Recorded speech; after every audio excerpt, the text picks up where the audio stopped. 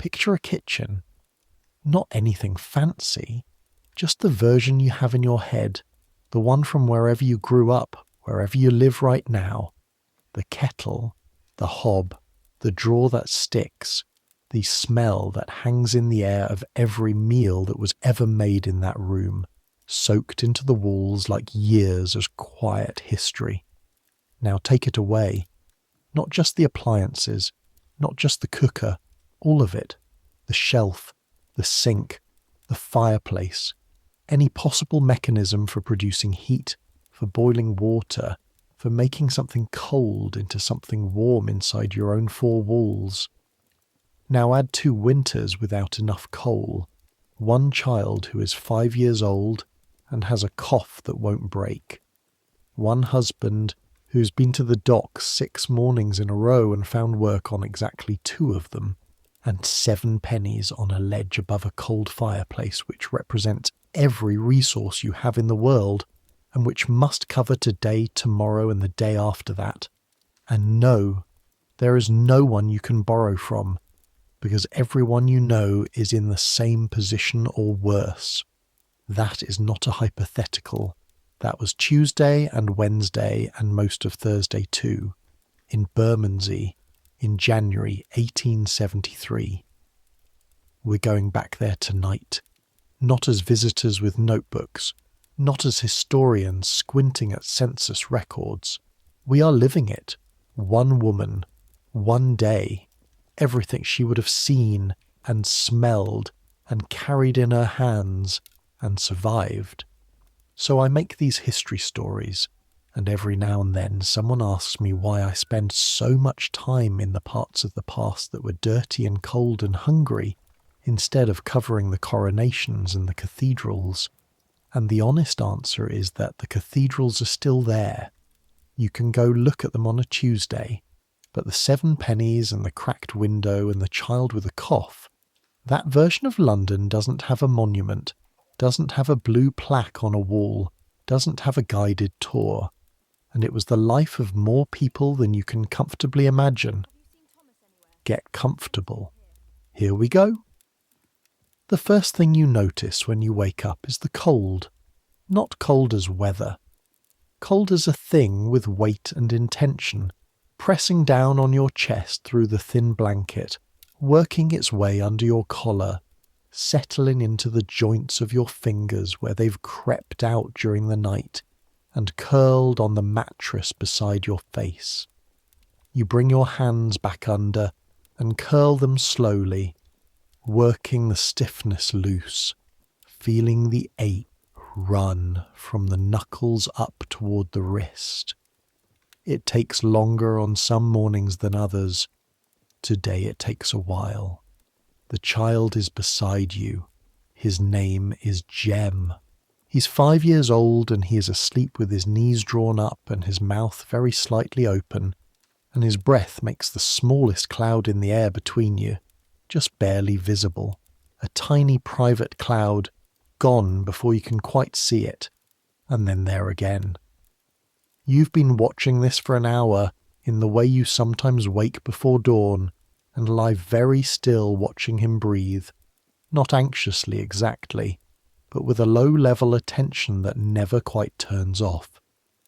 His chest rattles very faintly when he exhales, a wet sound, deep down, the kind of sound that has been there since November, and that you've been treating with whatever you can. Heat helps, steam helps, hot food helps most of all. You sit up carefully. The room arrives around you in the dark. You don't need to see it.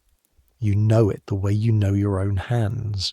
Every corner, every object, every specific and particular problem with the floor.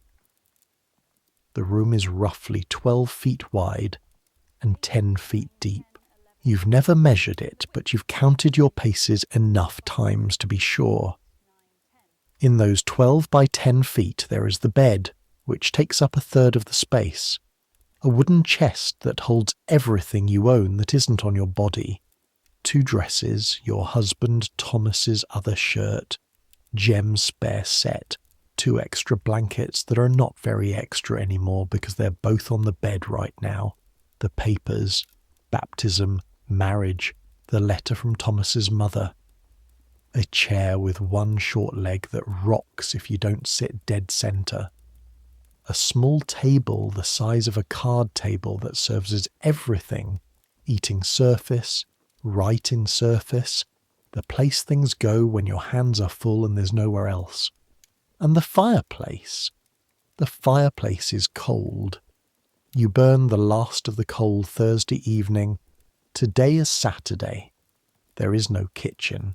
I want to be very clear about what that means, because the word kitchen has become something so expected, so taken for granted, that the absence of it requires a deliberate effort of imagination. In the wealthy parts of London, the parts that exist north of the river, in Mayfair and Belgravia and Kensington, the parts you've seen once or twice from a distance on the rare occasions when work took you that direction, every household has a kitchen, not a separate building, not a shared facility. A room below stairs with the large black iron range that burns all day, staffed by a cook and her assistants, warm enough that the servants who work there sweat in December. The range goes cold only on Sundays. The rest of the time it breathes and ticks and radiates heat upward through the floors of the house above, making the whole building warmer simply by existing. Food in these houses is not a problem to solve. It is a service that is performed invisibly by people you don't see. It arrives at the table on schedule and disappears again afterward. Here, in Bermondsey, on the 3rd floor of a building on Grange Road, the question of food is the only question there is. Your building is 3 stories of dark brick, built around 1845 or thereabouts, already starting to sag slightly toward the left in a way that makes the door frames stick in wet weather. 14 rooms, 14 families, not 14 people. 14 families, which means roughly 60 human beings sharing one staircase, 2 water taps in the yard at the back, no indoor plumbing, and no cooking facilities of any kind. Not a shared kitchen, not a communal stove. Nothing. Some families have small braziers, iron bowls on short legs, meant for burning charcoal or coal scraps, that you can balance a pot on if the pot is light enough and you don't need the water to actually boil, just to reach something warm enough to call hot. The smell of them on the floors where they're in use is part of the building's particular atmosphere. Charcoal and something underneath, a faint sulphur note, and always the food, whatever is being heated, leaking out under the doors to mix in the corridor. You had one. You sold it 6 weeks ago. Thomas was sick for 4 days in December with something that settled in his chest. The same thing that's now working on Jem, inherited from his father through close quarters and thin walls and the specific cruelty of poverty, which is that you can't afford to keep the sick person isolated, because there is only one room, and so the illness circulates until it finds everyone. When Thomas couldn't work those 4 days, the rent fell behind, and Mrs. Pilkington on the ground floor, who collects the weekly rent on behalf of the actual landlord, whom you have never met and wouldn't recognise, began making the particular kind of pointed remarks at the bottom of the stairs that means money or trouble. The brazier went for 4p. It was worth more, you knew that.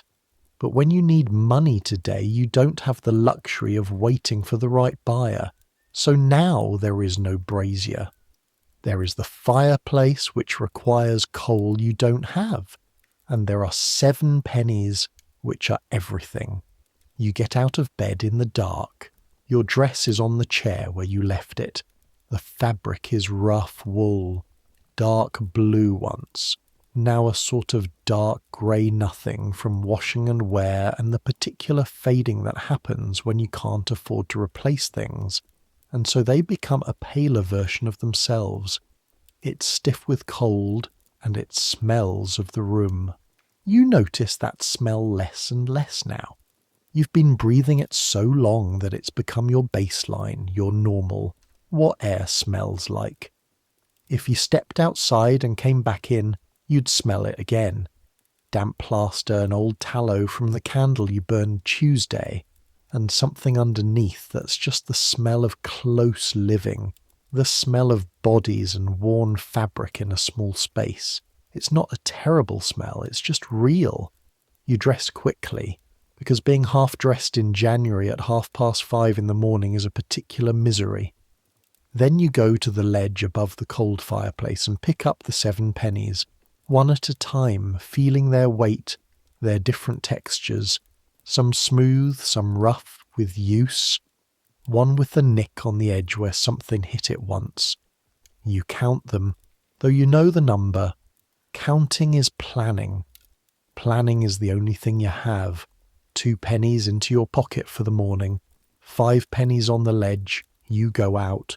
The staircase is dark and steep and the rises are uneven, some higher than others, in a way that has given every tenant in this building at least one stumble in their first weeks here. You know each step by feel and memory. 3rd from the top, step slightly left. 7th from the bottom, place your foot to the right to avoid the soft spot in the board that gives under weight with a sound like a small complaint. You hold the wall rather than the banister, which has been loose from the newel post for as long as you can remember and will probably come free entirely one day, taking someone with it.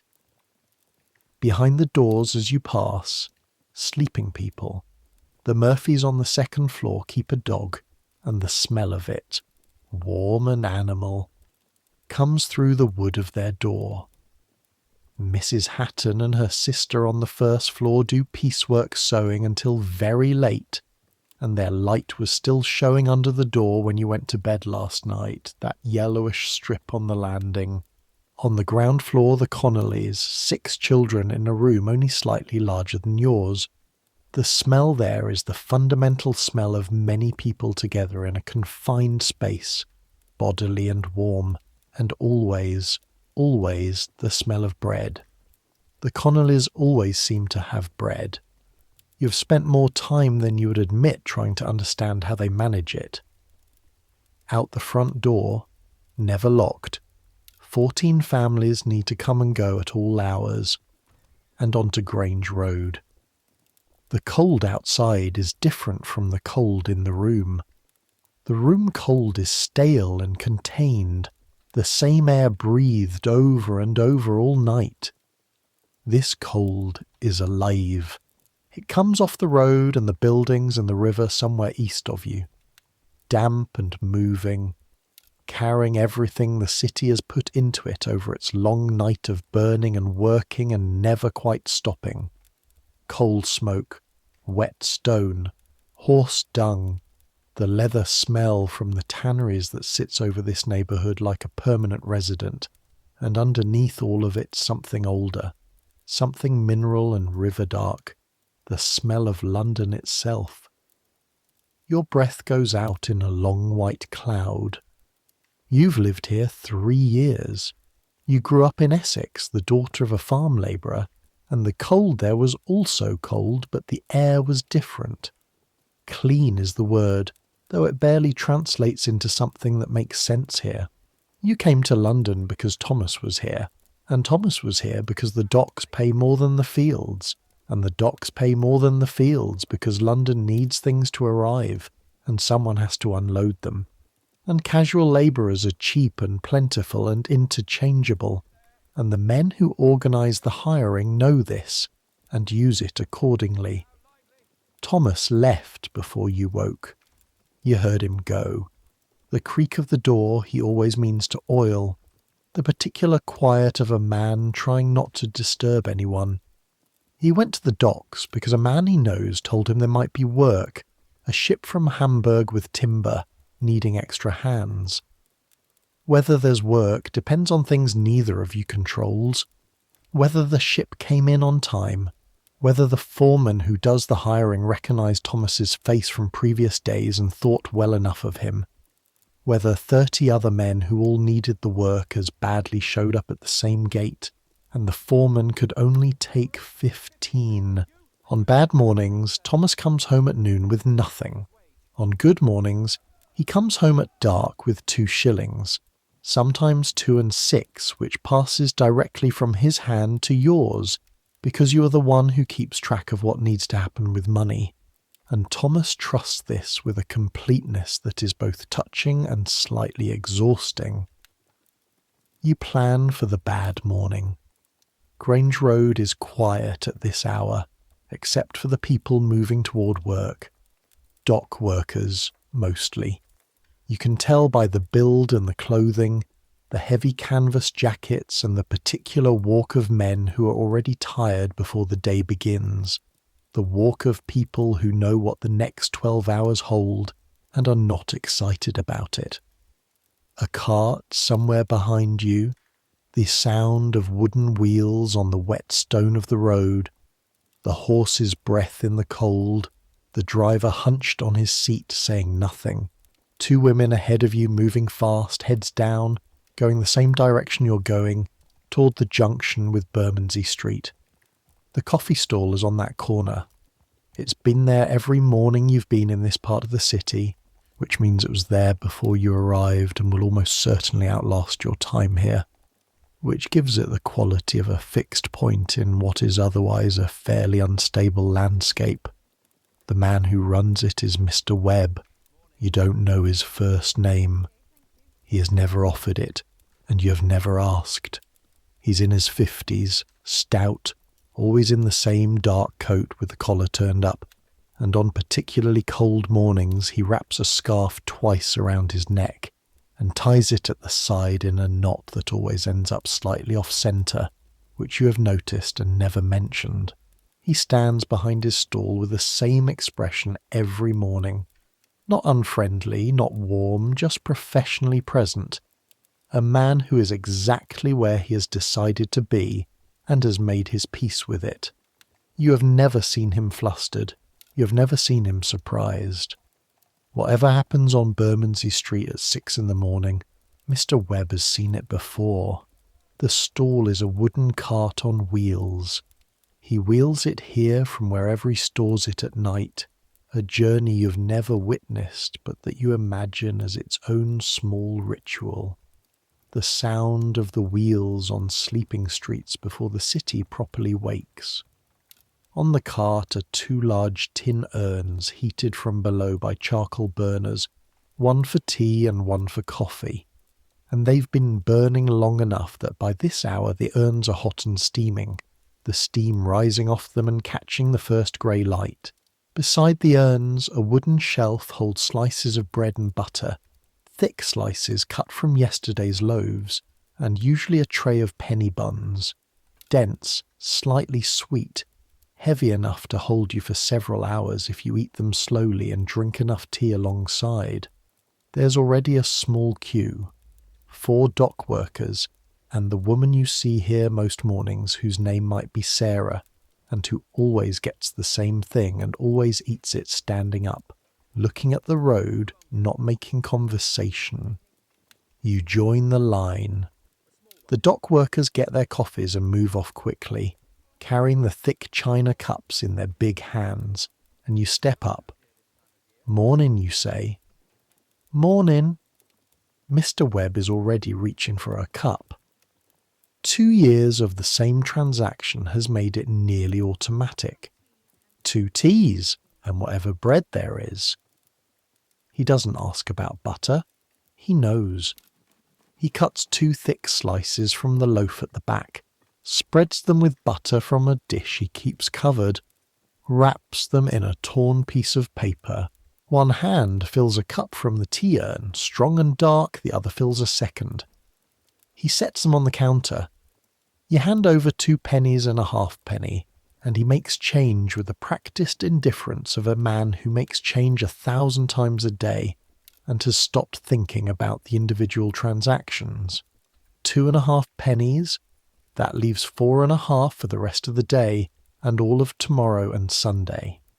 You take the cups and the bread and step to the side of the stall where it creates a small windbreak, and you drink the first few sips standing there. The tea is strong and very sweet. Mr. Webb makes it sweet, and you've come to think of this as a kindness, because the sugar is warmth, it is energy, it is something your body can use immediately in the cold. It goes down hot and real, and you feel it spread through your chest, the particular sensation of temperature returning to your body from the inside outward. This is the first thing you've had since last night. You carry both cups and the bread back up the stairs, holding the cups level, feeling the warmth through your cracked knuckles, a small sting in the split skin where heat meets damage. Your hands are rough in the way that cold and wet and constant work make hands rough, cracked at the joints, the skin around your thumbnail dry enough to tear if you're not careful. You keep hold of the cups anyway. You keep hold of everything. Jem is awake when you come back. He's sitting in the middle of the mattress with his hair flat on one side and wild on the other, his face still carrying the creased warmth of sleep. And when he sees you, he opens his mouth, and what comes out is a cough instead of a word. A long, wet, rattling thing that takes hold of his small body and shakes it for several seconds before releasing him. You cross the room and hold out the cup. He takes it in both hands. He doesn't drink it right away. He holds it just below his chin and lets the steam rise up at his face, and you watch him breathe in carefully, his little chest filling, the cough subsiding slightly as warm air reaches whatever is tight inside him. His eyes close for a moment. "Drink," you say. He drinks. You eat your own bread standing by the window. Yesterday's loaf, but good. The butter faint, but there, enough. The sky outside is lightening very slowly into that particular grey that is winter London's version of morning. The tanneries haven't started yet, or they've been going all night. You can never fully tell, but the smell is present regardless, working its way through the crack in the window glass. 4.5 pennies, 2/3 of the morning done. A child who needs heat and food and something more than bread and sweet tea before another day stuck in this room with a cough and a cold fireplace, you think. Here is the thing about feeding a family without a kitchen. It is not one problem. It is a set of interconnected problems that each require their own solution, and the solutions cost money, and the money is always running out, and the skill required to navigate this, the actual cognitive work of it, is not something anyone teaches you. You learn it the way you learn everything about poverty, by paying for your mistakes with resources you couldn't afford to lose. You learned it slowly, in your first months in Bermondsey, through a series of expensive errors that you are not going to make again. The first thing you learned is that the street food of London is not charity, it is commerce. The men and women who stand behind stalls and carts and boards of food, the baked potato sellers and the eel sellers and the hot soup women and the coffee stall men, they are running businesses, and those businesses exist because there are hundreds of thousands of people in this city who have no way of cooking for themselves, and so they have to buy food already made, and that food has to come from somewhere. The street food economy of London in 1873 is not a colourful curiosity. It is the actual survival mechanism of a very large portion of the population, and it is finely calibrated to extract the maximum amount of money from people who have very little of it. The second thing you learned is that different parts of that economy operate at different price points, and knowing which part to use when, and when to use which combination, is the difference between eating adequately and going hungry. The third thing you learned, and this one took the longest, is that the cheapest options are not always the best value, and the best value is not always the cheapest option, and working out the difference in any given situation is a daily calculation that requires you to hold several variables in your head simultaneously, while also being cold and hungry and frequently worried about other things. You have become, over 3 years, quite good at this calculation. Today the calculation goes like this: 4.5 pennies. One child with a chest cough who needs hot food, Thomas potentially absent until evening, potentially arriving home at noon with nothing. Rent comes due on Tuesday, which is 3 days away, and the rent is 1 shilling and 6pence per week, which means you need to have that money set aside before you spend anything else on anything else, and you currently do not have it set aside because you spent most of last week's money on coal and the week before that on medicine for Jem's cough. 6pence for a bottle of camphorated oil from the chemist on Long Lane. That was 2 weeks ago, and the oil is almost gone and he's still coughing, which means either you need to buy another bottle or try something else. Something else. The something else is a woman called Mrs. Deakin, who lives on the 2nd floor of the building next door and who does not have any formal medical qualification, but has had 7 children of her own, and lost 2 of them in infancy, and developed in the course of this a body of practical knowledge about chest complaints that you have found more useful than the 6-penny oil. She told you 3 days ago to get him something hot to breathe, steam with something in it, and to keep him warm. Hot food, hot liquid. The cough will break when it breaks. You can't hurry it. You can only maintain the conditions that give it a chance.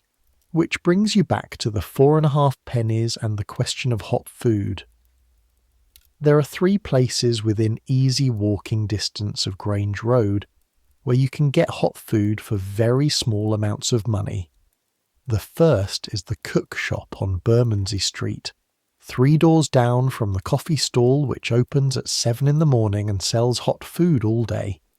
Pea soup, boiled beef and vegetables, baked potatoes, occasionally something more elaborate if the cook has been ambitious, which is not often. The cook shop is run by a woman named Mrs. Crane, who is somewhere between 45 and 60 years old, and who has a face like a person who has been making food for large numbers of poor people for a very long time, which is to say, efficient, not unsympathetic, but absolutely not interested in sentiment. The soup is a penny a bowl. The boiled beef is 2pence. The potatoes are a halfpenny each. The second option is a woman called Meg, who has a regular pitch on the corner of Tooley Street, and who sells hot eel soup from a tin can she carries suspended on a wooden frame, keeping it hot over a small charcoal burner she lugs along with her. The soup is cheap, halfpenny a cup, and it is genuinely hot and genuinely filling, and it has a richness from the eels that does something real for the cold. The drawback is that Tooley Street is 15 minutes walk, and 15 minutes in January with a child who is coughing is not nothing. The third option is the penny dinner at the church hall on Horsley Street. The Reverend Alderton runs it. Every weekday between 12 and 2 they serve a hot meal. A real meal, meat and vegetables and bread, for a penny or free if you truly have nothing, which you have accepted twice in the past year and intend never to accept again if there is any other possible option. Because the particular quality of charity, the way it sits in you afterward, is something you find difficult to carry without it changing something about how you see yourself. Today you can avoid it. Today you have 4.5 pennies, which is enough. You make Jem drink the rest of his tea, which he does with the focused seriousness of a child who has learned that hot drinks are important and that his mother's face when she's doing the pennies, calculation means this is not the moment to argue. His cough comes again twice, then settles. The steam helped. You can hear it in his breathing, slightly easier, slightly less locked. We're going out, you tell him. He looks at the window, which is showing grey sky and the beginning of rain. Why? Because you need proper food and I can't make it here. He absorbs this. He has been absorbing this his whole life. Can we have soup? If they've got it. Mrs. Crane's soup has a piece of ham in it sometimes. Sometimes. He gets up and starts pulling on his coat, which is 2 sizes too big. You bought it that way deliberately, because children grow and every purchase has to account for future use. And his boots, which fit properly, which are the single most important item he owns.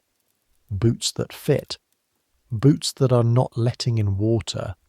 You spent more than you should have on those boots in October, and you have not regretted it for a single day since.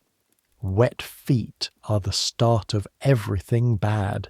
You wrap yourself in your shawl, which is wool and has been repaired in 3 places and does the job, and you take him by the hand and you go out into the cold grey morning of Bermondsey, London, January 1873, to find something to eat.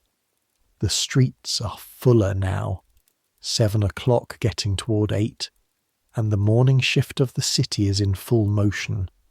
The road is churned with horse traffic. You can tell from the sound of it before you see it. The clop and slide of hooves on the wet stone, the creak of cart wheels, the occasional sharp word from a driver navigating a particularly crowded section.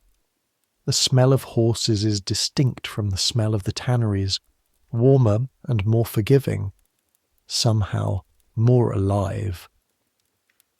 A dray horse passes close enough that you can see the steam off its flanks, the leather of the harness dark with damp. Jem walks close to your side.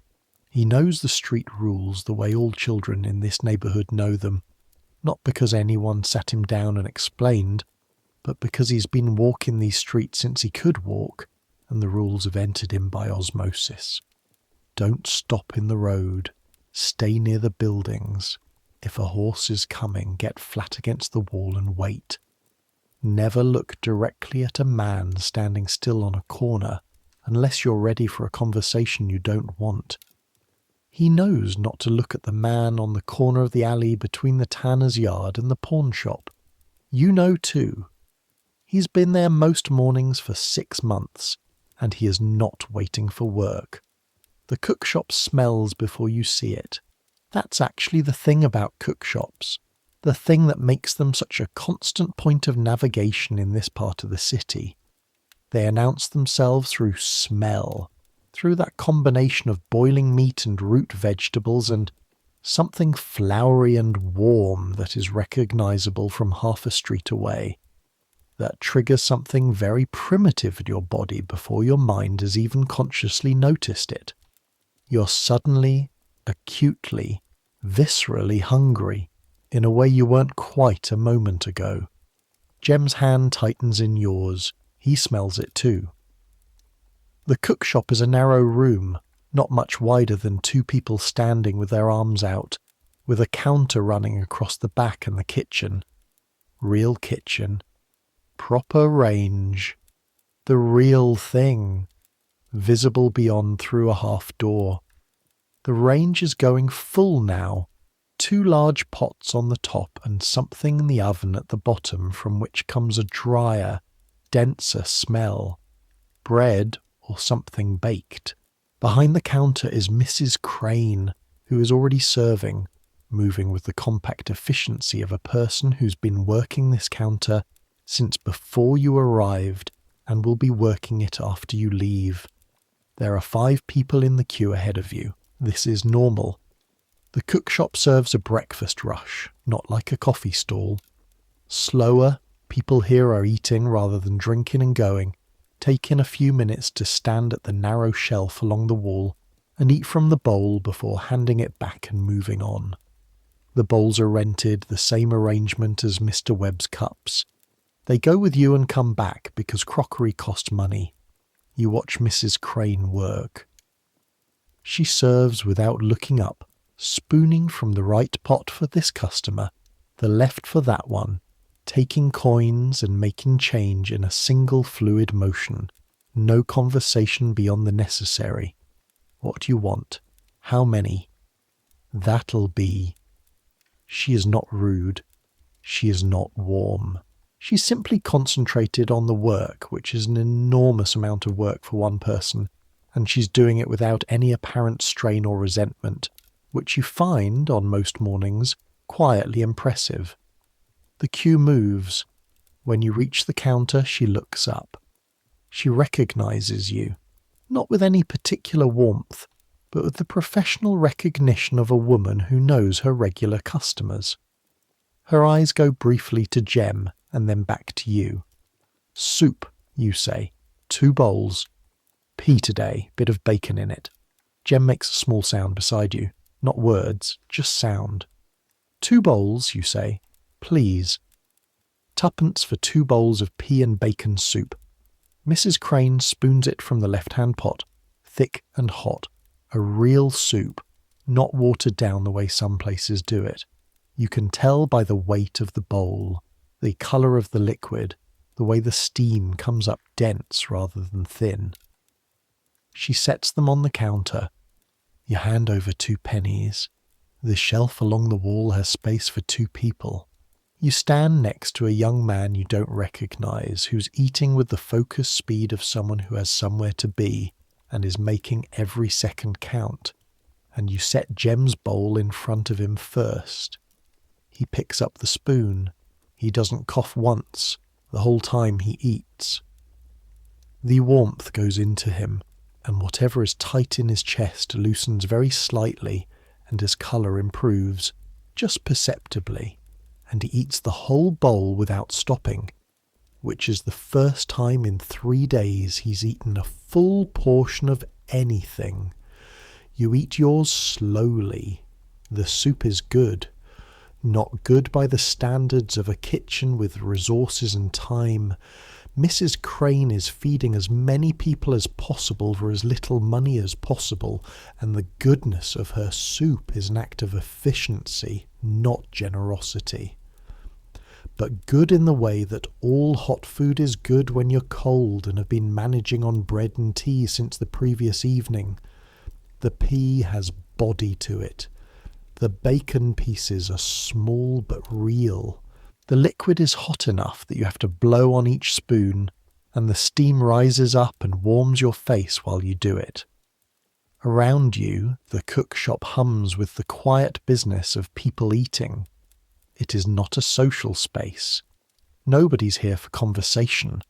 They're here because they need to eat, and this is where eating happens, and when they are done they will leave, and that will be all. But there is something in the communal quality of it, the shared engagement with a basic necessity, that is not entirely without comfort. You're not alone in needing this. That is not much, but it is something. 2. 2.5 already this morning. 2 pennies left in your pocket. 2.5 on the ledge. You hand back the bowls. Go again? Mrs. Crane asks, not looking up. Not today. She's already serving the next person. Out on the street, Jem's hand is warm in yours, and he is walking with more energy than he had this morning, the food and the warmth having done something real. His cough comes once, then settles. You take the long way back toward the building, partly because there's no immediate reason to rush back to the cold room, and partly because you're doing the day's calculation in your head, and you need to walk to think clearly. 2 pennies in your pocket, 2.5 on the ledge, 4.5 total. Rent on Tuesday, 1 shilling and 6pence. 1 shilling and 6pence is 18 pennies. You have 4.5, 13.5 pennies short of the rent. approximately. Thomas might come home this afternoon with 2 shillings, or he might not come home with anything, or he might come home at noon, which means he waited at the hiring gate all morning and was not picked, which means the whole day is lost and the probability of finding additional work is low. You walk. There is no version of today's arithmetic that works without Thomas coming home with money. This is what you mean when you say that poverty is not simple. People who haven't lived it imagine it as a condition of limited options, which is true. But what they miss is the constant mental labour of it. The unrelenting cognitive weight of a situation where every purchase has consequences that ripple forward into future days, where every decision has to account for multiple possible futures simultaneously, where there is no margin for error and error is always possible. People with enough money do not think this way. They cannot. They don't need to. The money creates a buffer between them and the consequences of their choices, and that buffer is not just financial. It is cognitive, emotional, the psychic weight of not having to calculate whether buying a second bowl of soup today means not having the rent on Tuesday. You have thought about this. Not in these exact words, but in the substance of it, in the experience of what it is to be inside this arithmetic every day of your life. You pass the pawn shop on Grange Road. It is not yet open. 10 o'clock is when Mr. Holloway unlocks the door, you know this, but the window is visible, the items in the display dusty with the accumulation of other people's necessity. A pocket watch, 2 silver candlesticks that are almost certainly plated, not silver, a child's coat, very small, that makes you look quickly away, a set of tools, chisels and a saw blade, that probably belonged to a carpenter before the work ran out. You know your way around a pawn shop. Most people in Bermondsey do. Pawning is not, as people in more comfortable circumstances sometimes imagine, a shameful last resort. It is a financial system, a mechanism of liquidity in an economy where cash is scarce and needs are irregular. You take something to the pawn, an object you own, with real value, and you receive a loan against it, and the loan is available immediately, which is what matters when the need is immediate. If you can repay the loan plus the interest within a set time, you get the object back. If you can't, Mr. Holloway keeps it and recoups what he's owed by selling it. The interest is the problem. Mr. Holloway charges at a rate that reflects the risk he carries and the desperation of his customers. A halfpenny per 2 shillings per week, which sounds small, which is not small over time, which is how the pawn shop, over time, ends up with the good coat and the better pair of boots and the tools and eventually the things you didn't think you'd ever have to part with. You have nothing left that's worth pawning. The last thing went in November. A small brooch your mother gave you, a cheap thing, glass knot jet, and Mr. Holloway gave you 1 shilling and 6pence for it, which covered the rent that week, and you told yourself you would get it back, and you haven't, and at some point you're going to have to accept that you won't. You walk past the pawn shop. Jem is telling you something about a dog he saw yesterday from the window, a white dog with a brown ear. He saw it eat something from the gutter and then sneeze. He found this remarkable. He has described this dog to you 3 times in 2 days, which means it has achieved the status of a significant event in his internal world, and you make the appropriate interested sounds because he deserves them. What kind of dog? Medium, he says, which is his word for medium-sized things, an all-purpose adjective. And it sneezed? 3 times. From the gutter food. Yes, that's fair, you say. Gutter food. He laughs, a clean, bright laugh, and the laugh turns into a small cough that he handles easily, clearing his throat and continuing as though it didn't happen. This is an improvement. You take him back to the building, up the stairs, into the cold room. The room feels different when you come back to it. Smaller, colder, more confining than it did when you left. This is the psychological effect of contrast. The outside, even cold and damp and smelling of tanneries, has air that moves and space that extends beyond arm's reach, and the room does not have those things. But the room has the bed and the blanket and the chest with everything you own, and it is yours in the sense that you pay for it, and today at least it is not going anywhere. You put Jem on the bed with his coat still on and tuck the blanket around him. His eyes are heavy. The food helped. The warmth helped. The walk in cold air probably helped too, in the way that cold air sometimes shifts something in a chest complaint, breaks the stagnation. Sleep a bit, you tell him. I'm not tired. He's asleep within 4 minutes. You sit on the chair, the one with the short leg, and you think about the afternoon. The morning is managed. That is 2.5 pennies, 2 bowls of hot soup, 1 child asleep with colour in his face for the first time in days. That is a good morning in the terms available to you. The afternoon requires more thinking. If Thomas comes home with money, 2 shillings or even 1 and 6pence, the rent is covered, or close to it, and you can plan the evening meal with some flexibility. You could buy coal. You could buy enough to have the fireplace going by the time he gets home, to have the room genuinely warm, which hasn't happened in 4 days. With coal and a bit of money you could also, possibly, manage to cook something. The cook shop is reliable, but it costs every time. Every meal is a transaction, a payment. Every payment depletes the reserve. The trick, the real skill of managing a kitchenless household, is not to rely entirely on the commercial food system, but to use the fireplace, when you have fuel, to prepare the cheapest possible ingredients into something hot yourself. When you have the brazier, you could manage it simply, but without it, the fireplace is the only option, and a fireplace is not a stove. You can boil water in a pot set over the coals if the coals are going. You can heat bread. You can manage a very simple thing. Broth, if you start early. Porridge in the morning if you plan the night before. 2 weeks ago, when you had coal and the fireplace was going, you made a pot of porridge every morning.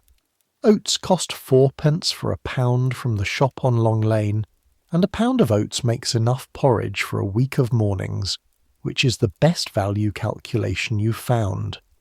4pence divided by 7 mornings is less than a halfpenny per morning per person. Tea and porridge and you're ready for the day. But oats require a pot. The pot requires the fire. The fire requires coal. And so the chain runs back, always, to money. You get up and look at the pennies on the ledge. 2.5 penny. Actually, you think again. You gave Mr. Webb 2.5 and Mrs. Crane 2. That's 4.5 total this morning, leaving 2.5 of the original 7. Wait. No, you had 7 pennies. You took 2 to the coffee stall. You spent 2.5, 2 pennies and a half penny, at the coffee stall. Mr. Webb gave you change, so you spent 2.5 penny and came back with the remaining halfpenny change plus brought back 4.5 pennies altogether. No. Let me start again. You're not admittedly a particularly good mathematician. Thomas is better with numbers. But you have learned from necessity to be precise about this. You started with 7 pennies. You took 2 pennies to the morning, meaning you left 5 on the ledge. At the coffee stall you spent 2.5 penny. You have in your pocket right now. You check. A halfpenny and some small change. Mr. Webb gave you a halfpenny back on the 2 pennies for the tea and bread, so you spent 1.5 penny at the coffee stall. You have a halfpenny. Then at Mrs. Crane's, 2 pennies for 2 bowls of soup. Total spent this morning 3.5 penny. Remaining 3.5 penny. 3 pennies and a halfpenny on the ledge, plus a halfpenny in your pocket. 4 pennies total. 4 pennies for the rest of today and all of tomorrow and the portion of Sunday before the shops open again, and then the rent on Tuesday. You sit with this. The door below opens, footsteps on the stairs, heavier than usual. Not the Murphys, not Mrs. Hatton. A man's step. You know Thomas's step better than you know your own heartbeat, and these are not Thomas's. A knock on the door. You open it. It's Tom Meakin from the room at the end of the hall. Not your Thomas, a different Thomas. Everyone on this floor is named something too common for precision. Tom Meakin is 28. A wheelwright when there's work, currently without it. Currently borrowing from his wife's earnings, taking in washing. And he has the particular look of a man who knows he has just walked into a difficult conversation. "Morning," he says. "You're Thomas about?" "Docks." "Right." He nods. He has something in his hand, a folded piece of paper. "Got a message for him. Man came by this morning while he was out. Said there's extra work going at the Borough Market tomorrow, 7 in the morning. Something about a delivery that fell through. If Thomas wants it, he should go. You take the paper." "I'll tell him." "Pays 6pence for the morning," Tom Meakin adds, as if he knows you'd want that information, which you do. "Thank you."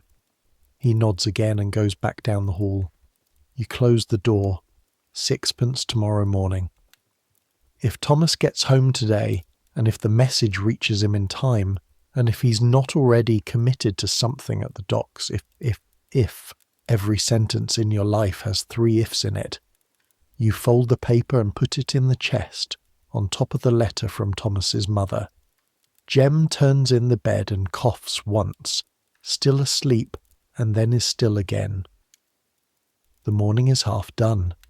The city outside the window is in full motion now. You can hear the particular frequency of mid-morning London. Not the early rush toward work, not the afternoon commercial bustle, but the middle period when the working city is at work, and the rest of the city is doing everything else. Carts on the road. A woman's voice somewhere below, raised in what sounds like a dispute about water. The taps in the yard are contested on some mornings, the queues forming early and resentments building around who had it last and how long they took. A hammer somewhere distant, rhythmic, someone working. You're going to need more food before the day ends. And this is where you encounter the second great challenge of the kitchenless household, the one that comes after you've handled the immediate crisis of the morning meal. Dinner. The midday or early afternoon meal. In this part of London, in the working class and poor districts, dinner is not a light thing. The men who work physical jobs, the dockers, the coalmen, the builders, the carters, need real food, substantial food, food that fuels 12 hours of hard physical labour in the cold. And their families, even the ones not doing physical labour, need food that sticks. Bread and tea will not take you through the afternoon. The challenge is that proper dinner food requires cooking. A pot of something, stewed meat and vegetables, a bit of suet pudding. The basic repertoire of the poor English kitchen. Cheap cuts that need long cooking, root vegetables that need boiling, the bones and offcuts and bits that don't cost much but take time and heat to turn into something you can eat. Without a range, without a proper fire, without the infrastructure of a kitchen, you cannot make those things. You can buy them. That is the cruel geometry of poverty. The things that would be cheapest, if you could make them yourself, become more expensive because you have to pay someone else to make them. A pound of stewing beef cost about 2pence, made into stew with vegetables in your own pot, that feeds 2 people adequately for a penny each. bought already made from Mrs. Crane or from the cook shops further up Bermondsey Street, the equivalent portion costs twice as much. Because you're paying not just for the beef and the vegetables, but for Mrs. Crane's fire, her time, her pots, her knowledge. You're renting a kitchen by the portion, and that extra penny multiplied across 7 days, across 52 weeks. That is money that could have been coal, that could have been a brazier, that could have been the thing that let you stop paying for the kitchen by the portion. But you can't get there from here because every penny you could have saved is being spent on the immediate problem of right now. This is the trap. Not a moral failure, not laziness or improvidence. The words that people with kitchens sometimes use about people without them. A trap. A structural condition with a logic of its own that holds you in place not through any character flaw, but through the simple mathematics of insufficient resources. You know all of this. You have known it for 3 years. Knowing it doesn't spring the trap, but knowing it means you can sometimes maneuver within it, find the angles, identify the options that offer slightly better value, make the 4 pennies do the work of 5. There are 3 options for dinner today. Mrs. Crane, which you've already used this morning and to which you could return. But spending again at the cook shop means the pennies go quickly, and you won't have enough for Thomas when he comes home, whenever that is, whatever he comes home having eaten or not eaten. The pie man. There is a man who works Bermondsey Street with a tray of pies, meat pies, small ones, dense and hot and self-contained, halfpenny each. The meat in them is, by local consensus, best not investigated too closely. You've eaten them many times without visible consequence, and they are hot and filling, and the halfpenny price is the most efficient calorie per penny ratio you have found short of porridge, which requires fire. 2 halfpenny pies for you, and Jem is a penny. That keeps you fed until evening. But this requires Jem to be awake and walking, which requires either waiting for him to wake on his own or waking him up, which you are reluctant to do. Sleep is the best thing for the cough. Let him sleep. The third option is the penny dinner at Horsley Street. You think about this for a while, sitting with the short-legged chair tilted just right so it doesn't rock, your hands in your lap, watching the light change on the wall. The Reverend Alderton's penny dinner has been operating for 4 years. It started during a particularly bad winter, 1869, the year before Jem was born, when a wave of unemployment following a trade slump left large sections of Bermondsey and Southwark without income for weeks, and the normal systems of street food and cook shops strained under the weight of people who had literally nothing. Alderton was new to the parish then, still young, and by local account he put his own money into setting it up before the church committee agreed to fund it. Whether or not this is entirely true, you have noticed that stories about charitable men always include a detail about their personal sacrifice. The dinner has continued, and it is real. For 1 penny, served between 12 and 2 on weekdays, you receive a bowl of proper soup, a portion of meat, usually a small piece of boiled mutton or a bit of salt pork, with boiled potatoes and whatever vegetable is cheap and in season, and a slice of bread. Sometimes a small piece of sweet pudding, real food, enough for a child and enough left over for an adult to feel reasonably satisfied. Free if you have nothing. 1 penny if you have one. You have 4 pennies.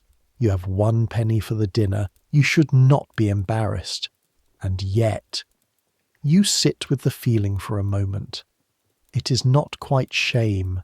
You have passed through shame, have held it and examined it, and concluded that it is not an accurate response to a structural condition that is not your fault. But there is something in the act of walking through Alderton's door, something in the particular moment when the woman who serves, A tall woman with a long face who serves without comment or expression, which you're grateful for, hands you your bowl that catches in your chest. That makes you aware of yourself in a way you're not aware of yourself buying soup at Mrs. Crane's. Mrs. Crane charges you, and you pay her. It is a transaction between people. You are a customer. Whatever the circumstances that brought you there, you are participating in commerce, and commerce has a dignity to it, a mutuality. You give something and receive something. The penny dinner is different. The penny is nominal, a gesture toward exchange. But everyone knows, the woman with the long face knows, that the meal costs more to provide than the penny covers, and that the difference is made up by people whose charity is, however kindly meant, a reminder of where you stand relative to them. You have not gone to Alderton's in 6 weeks. You think about Jem's cough. You think about the 4 pennies. You think about how much energy you have spent this morning already, and how much is still required for the rest of the day. You decide to go. Just before noon, you wake Jem gently, with your hand on his back the way he wakes easiest. He surfaces slowly, confused, then remembers.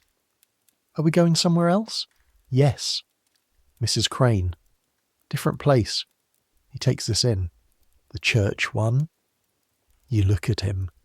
He's 5 years old and he already knows the categories. The paid ones and the church one.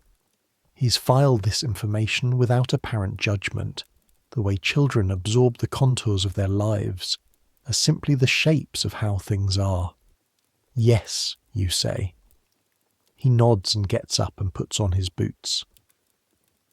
Horsley Street is a 10-minute walk, cutting through a narrow passage that connects Grange Road to the network of streets behind the market. On the way, you pass the public house on the corner of Tanner Street, the Anchor, a building that is open before most of the street food is, which tells you something about the economics of certain kinds of comfort, and a costermonger with a cart of vegetables doing a brisk trade in parsnips, and something unidentifiable and brown that might be last week's carrots. You consider the parsnips briefly. 2pence for 3 would get you through tomorrow if you had a fire, which you don't. You keep walking. The hall at Horsley Street is a low building, attached to the side of the church, brick with small windows. On the days the dinner runs, the queue starts before noon. You've seen it stretch back 20 people on bad weeks in winter when the need concentrates. Today it is 7 people ahead of you. An elderly man in a coat that is too thin, moving carefully on a stick. A woman with 2 children younger than Jem, one on her hip and one standing. 3 men you don't know. A girl of perhaps 14, alone, with the careful, neutral face of someone who's learned to make herself unremarkable. You wait. The queue moves steadily. Inside you can smell it from the doorway. Proper food smells, a big pot going, something roasted, bread fresh from an oven somewhere. The smell hits Jem visibly. He straightens slightly and his nostrils go wide, and he looks up at you as if checking that this is real and you are actually here. Yes, you say, before he asks. Inside is warmer than outside. Not warm by any absolute standard, but the fire at the end of the hall is real and large, and gives off heat that reaches you from 10 feet away. And after the morning in the cold room and the cold street, it feels like enormous luxury. The woman with the long face is at the serving counter. You hand over a penny. She takes it and puts it in the tin without looking at you, the way people handle money when they want the transaction to feel neutral. She hands you a tray. On the tray, a wide bowl of thick soup, the kind that is almost stew, with visible pieces of turnip and onion, and a piece of mutton bone with real meat on it. A portion of boiled potatoes on a separate plate. A thick slice of bread, and, this is not always there, but today it is, a small bowl of something yellowish brown. Bread pudding, you think, or something similar. You carry the tray to one of the long tables.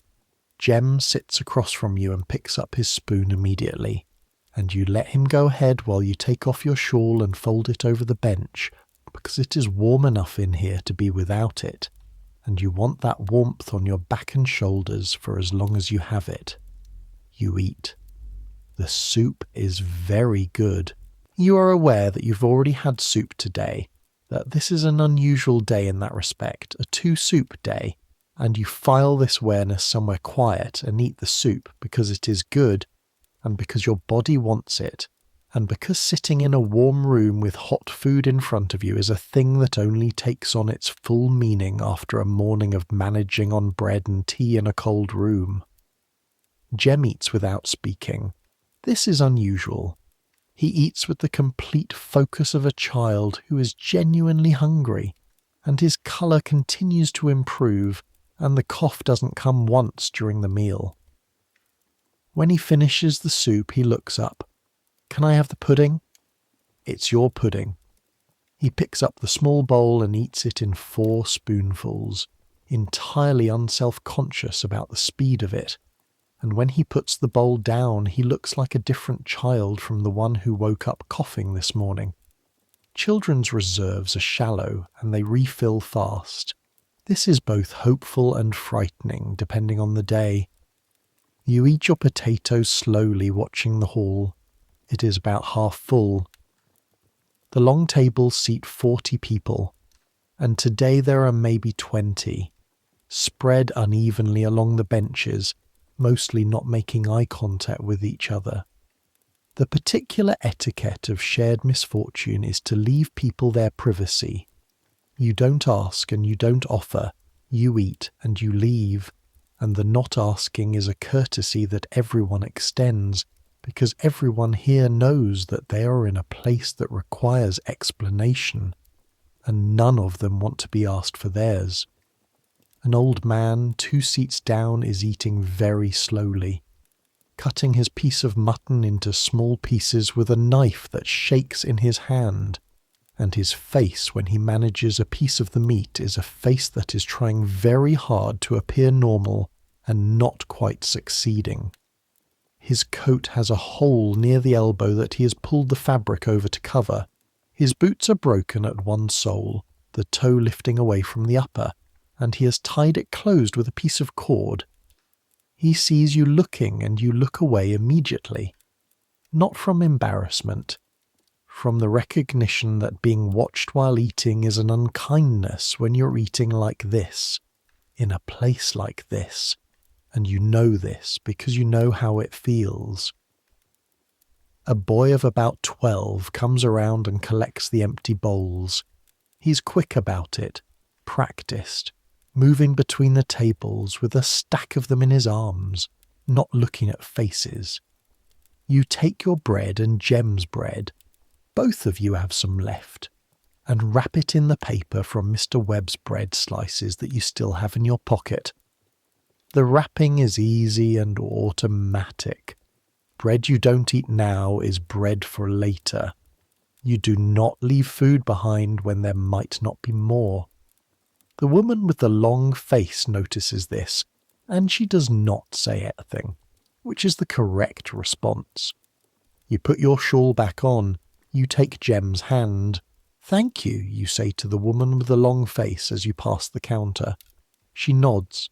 She's been nodding to the same thing all morning, and she will nod to the same thing all afternoon, and her face will remain neutral and efficient, and she will neither perform warmth she doesn't feel nor perform the distance she might like. And you have decided, over the months of occasionally coming here, that this is the right approach, and that you respect her for it. Out in the cold again. Jem's hand is warm and his grip is good, better than this morning. His step has energy in it. "What now?" he asks. "Home." "And then?" "And then we wait for your father." This is the truth of the afternoon, the waiting. The long middle part of winter days, the hours between dinner and the end of the working day, that pass slowly in a cold room with a child. You keep him occupied with what there is to be occupied with, which is not very much.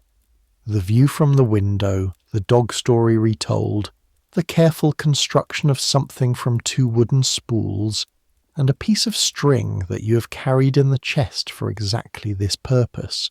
The domestic technology of keeping a small child entertained in 12 square feet. You look at the window and the grey light and you count the things you know, 4 pennies on the ledge more or less. The message from Tom Meakin about the borough market work tomorrow. Jem's cough improved. 3 days until the rent comes due. Thomas comes home at 3:15. You hear his step on the stairs when he's still 2 floors down. The particular weight of it, the familiar rhythm, and then the way it slows slightly on the last flight, which is what happens when he is tired. You're at the door before he knocks. He comes in. He looks tired. That is the first thing. The tiredness of a man who has been on his feet in the cold since before dawn and has been not quite successful, which is a different kind of tired from the tiredness of work, more corrosive, less earned. His coat is damp from the river air. His hands, when he takes them out of his pockets, are dirty to the wrist. But he has money. He puts it on the table without preamble. Coins spread out, 1 shilling and 1 sixpence and 2 pennies and 1/2 penny. 1 shilling, 8 and 1/2 penny. There was work, he says. Half day. Ship came in late. Half day is good. Half day is half day. You count the coins. 1 and 8 1/2. Plus what I've got, that's... You add it up. 2 shillings and 1/2 penny. More or less. Short of the rent. 6pence short. He sits down on the edge of the bed, and Jem climbs up next to him immediately, which is always the same. The immediate physical claim children make on a parent who's been absent all day. Thomas puts his arm around him without looking, automatic as breathing, and Jem leans into his side. There's a note, you say. Tom Meakin brought it. Borough market tomorrow morning 7, 6pence. Thomas looks up. His eyes change slightly. Not hope exactly. Hope is too bright a word for what happens in these moments. More like the adjustment of a calculation, the sense that a variable has shifted in your favour. Borough market. Who left the message? Tom didn't say. Just a man. He picks up the paper you took from the chest and reads it twice. It's brief. You've already read it. A name you don't recognise and the details Tom Meakin relayed. I know who it is, Thomas says. Did some work for him in November. Good man. Pays what he says. So tomorrow, 1 and 8 1/2 penny now. 6pence tomorrow. 2 shillings and 1/2 penny and 1/2 penny, and that makes... Your mental arithmetic, never strong, works through it slowly. 2 and 2 1/2 penny, and the rent is 1 and 6. That leaves 8pence and 1/2 penny after rent. 8pence and 1/2 penny is not nothing. I need coal, you say. Thomas nods. He knows. He can feel it. The room is cold in a way that means the fire has been out for days. After Borough Market. There's a sack sale at Pierce's on Long Lane on Saturdays, you say. But that's today, he thinks. He's too tired for much extra thinking. How much is the sack? 4pence the small one. He picks up his coins and hands you 4pence. Go now, they'll be closing soon. I'll stay with Jem. You go. The coal merchant on Long Lane is a man named Pierce, who sells from a cart at the front of his yard on Saturday afternoons. The small sacks that are meant for households rather than industry. The queue is 5 people. You wait. You hand over the 4pence and receive a sack weighing roughly 10 pounds, the coal lumpy and dusty in the canvas, and you carry it home with it over one shoulder, feeling the weight of it, the slight give of the canvas, the fine black dust that comes off the cloth and settles on your shawl. 10 pounds of coal will last, if you're careful, 4 or 5 days. One small fire per day, kept going just long enough to warm the room and boil water if needed, let die down at night, relit in the morning. Managed carefully. You can manage carefully. When you get back, Thomas has taken off his coat and is lying on the bed with Jem on his chest, the boy talking about the dog with the brown ear, and Thomas making the appropriate sounds, his eyes half closed.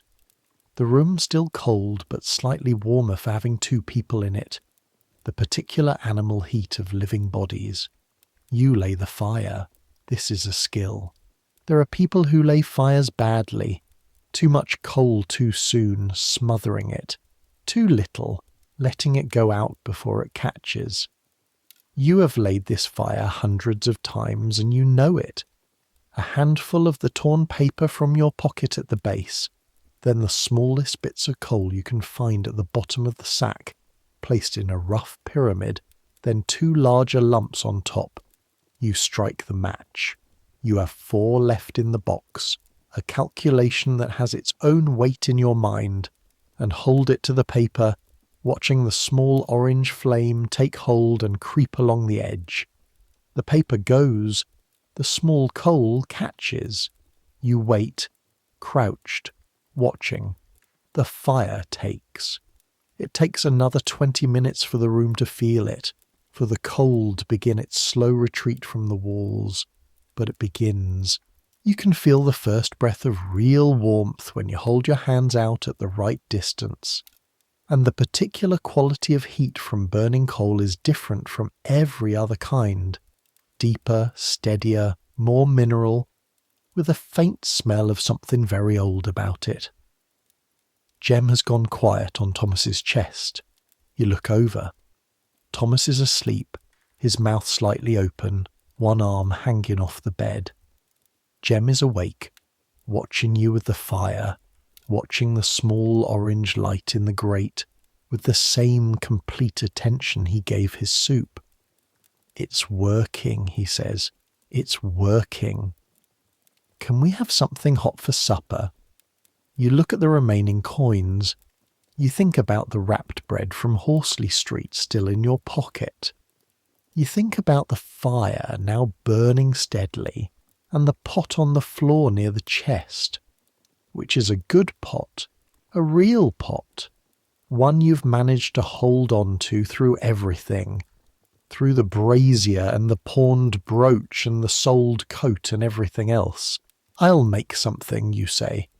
This is the other thing about the kitchenless life, the occasional precious moments when you have fire and water, and something to put in the pot, and the thing you make is not elaborate, cannot be elaborate, but is yours, is made in your own space with your own hands, is not bought from a counter by a woman with a long face or a stout man in a turned-up collar, is simply yours. The pot goes on the grate. You fill it from the bucket. You collected water this morning, which you didn't mention, which is its own small daily labour. The bucket carried down 2 flights and back up from the yard. The wait at the tap if someone else is there first. The water goes in. You add the bread from your pocket, torn into pieces, and a small handful of oats from the paper bag in the chest. There's about a £1/4 left. Enough for tomorrow's breakfast if you're careful, but enough for a bit of thickening tonight if you sacrifice the morning. And the last knuckle of the salt you keep in a twist of paper in the chest. It's not broth. It's not stew. It's a kind of porridge pottage, a thing with no real name, thick and hot and nutritious in the way that bread and oats and water are nutritious, which is more than you had this morning. It takes 15 minutes over the fire. You stir it with a wooden spoon that has been stirring things since before Jem was born, the spoon worn smooth on the right side from years of the same motion. The fire shifts and settles. The room warms. Thomas wakes at some point during the simmering and lies watching you from the bed without speaking, which is its own form of conversation. His watching you work, you aware of being watched, both of you in the same room with the fire going. "Tom Meakin send the message," he says eventually. "Yes, good of him. He's a good man." A pause. The fire speaks in its small language. A tick, a shift, a breath of warmth toward you. "How bad was today?" Thomas asks. "Not bad," you say. "We managed." This is true. It is also a partial truth. The full truth is the 7 pennies this morning, and the cold and the cough and the soup and the penny dinner and the calculation that runs all day without stopping. But the full truth, offered every evening, would wear a hole in both of you. Managed is the right word. Managed is the word that contains the whole day and puts it somewhere you can both live with. "The soup at Crane's or Horsley Street?" he asks. You look at him. He knows the categories too, of course he does. "Both," you say. "It was a 2-soup day." He almost smiles. "There are worse days." "There are much worse days." The pottage thickens. You spoon it into the 2 bowls. There are only 2 bowls. You eat in shifts, or you eat together when you have something for 3. Tonight Jem will share yours and carry them to the table. Jem slides off the bed and sits at the table in the chair with the short leg, leaning slightly forward, elbows on the edge, and you sit across from him with Thomas behind you. Thomas eating from his bowl on the bed because there are only 2 chairs and one of them rocks. The room is warm. The fire is going. You eat. The pottage is what it is. Not much, but hot and salted enough, and the bread pieces have softened in the water and thickened the whole thing into something with substance, something that sits in your stomach and tells you that you've eaten. Jem eats his half of yours without complaint. Thomas eats faster than either of you, the way men eat when they're very hungry and have been physically working. It is not much, but it is real. After supper, the fire burning down to good steady coals, Thomas takes Jem through the bedtime routine, such as it is. Coat off, boots lined up by the wall, the small negotiation about whether another story is possible, which tonight it isn't because Thomas is asleep almost before Jem stops asking.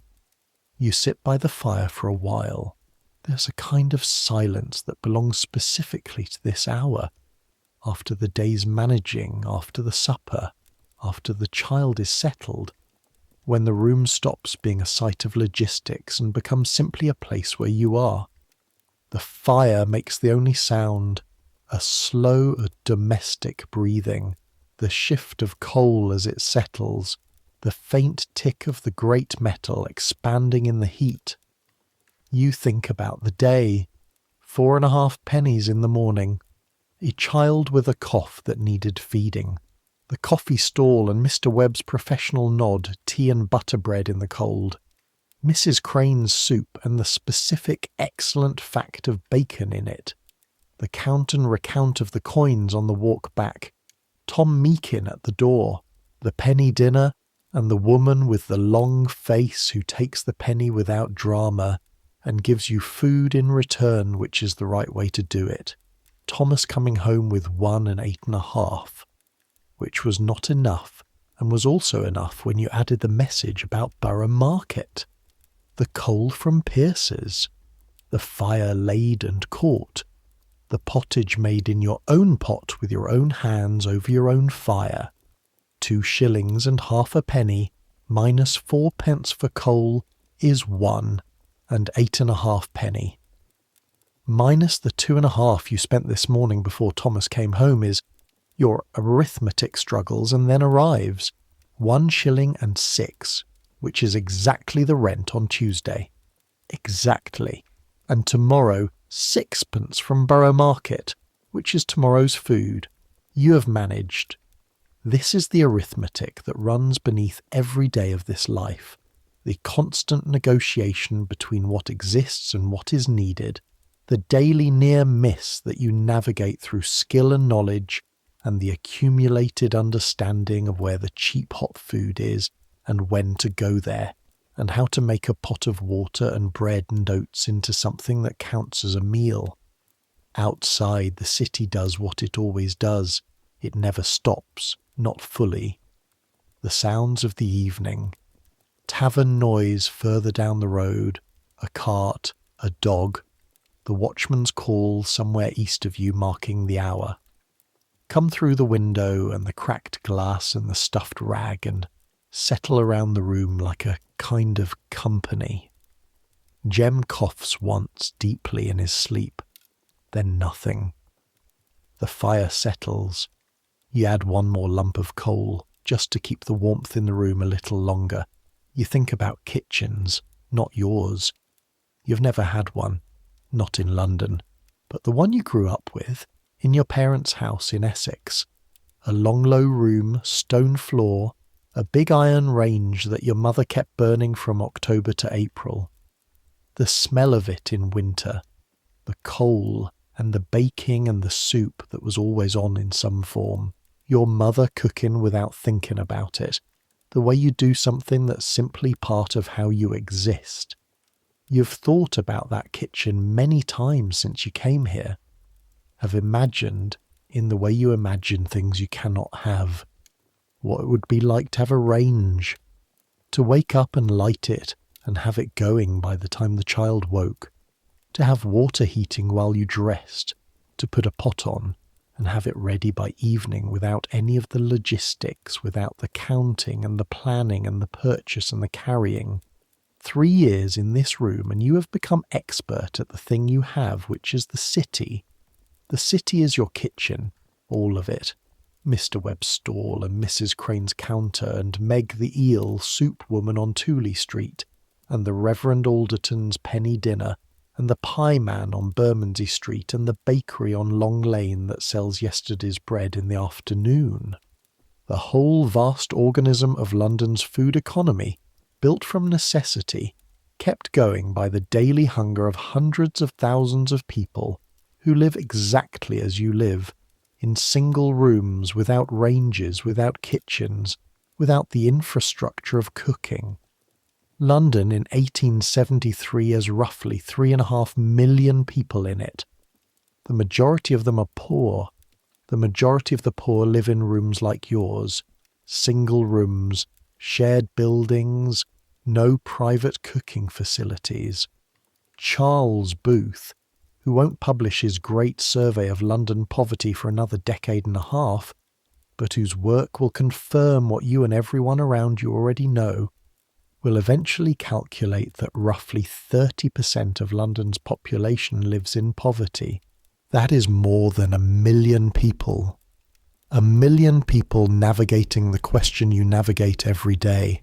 And so the infrastructure exists. The coffee stalls and cook shops and cookhouses and street cellars and soup kitchens and penny dinners have evolved to serve exactly this population, this specific need, and they are sophisticated in their way, differentiated by price and quality and location, responding to the rhythms of the working day and the week and the season, calibrated to the specific economics of the people they serve. This is not medieval. This is not primitive. This is a city-scale adaptation to a set of material conditions, and it works, in the limited sense that the people in it mostly don't starve, which is not the same as being well-fed, which is not the same as being healthy, which is not the same as being all right.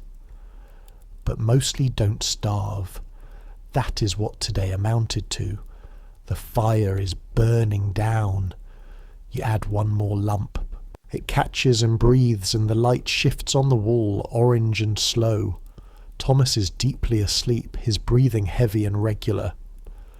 Jem is quiet. Even the cough has been still for an hour. You stay by the fire a little longer. The thing about today is that you have done it before and you will do it again. This is not a crisis day. Not a day when you came home with nothing. Not a day when the child was so ill you had to make a decision you couldn't afford. Not a day when the landlord's man came knocking in a way that meant real trouble. Today was simply the day.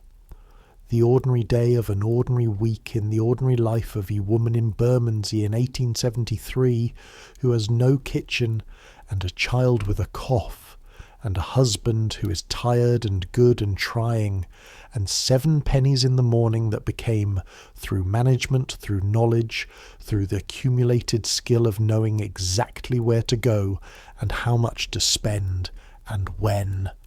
Enough. That is the thing they don't tell you about the poor. Not the ones writing books from the outside, the reformers and the journalists and the moral philosophers who come to Bermondsey and report on what they see. They see the misery, which is real.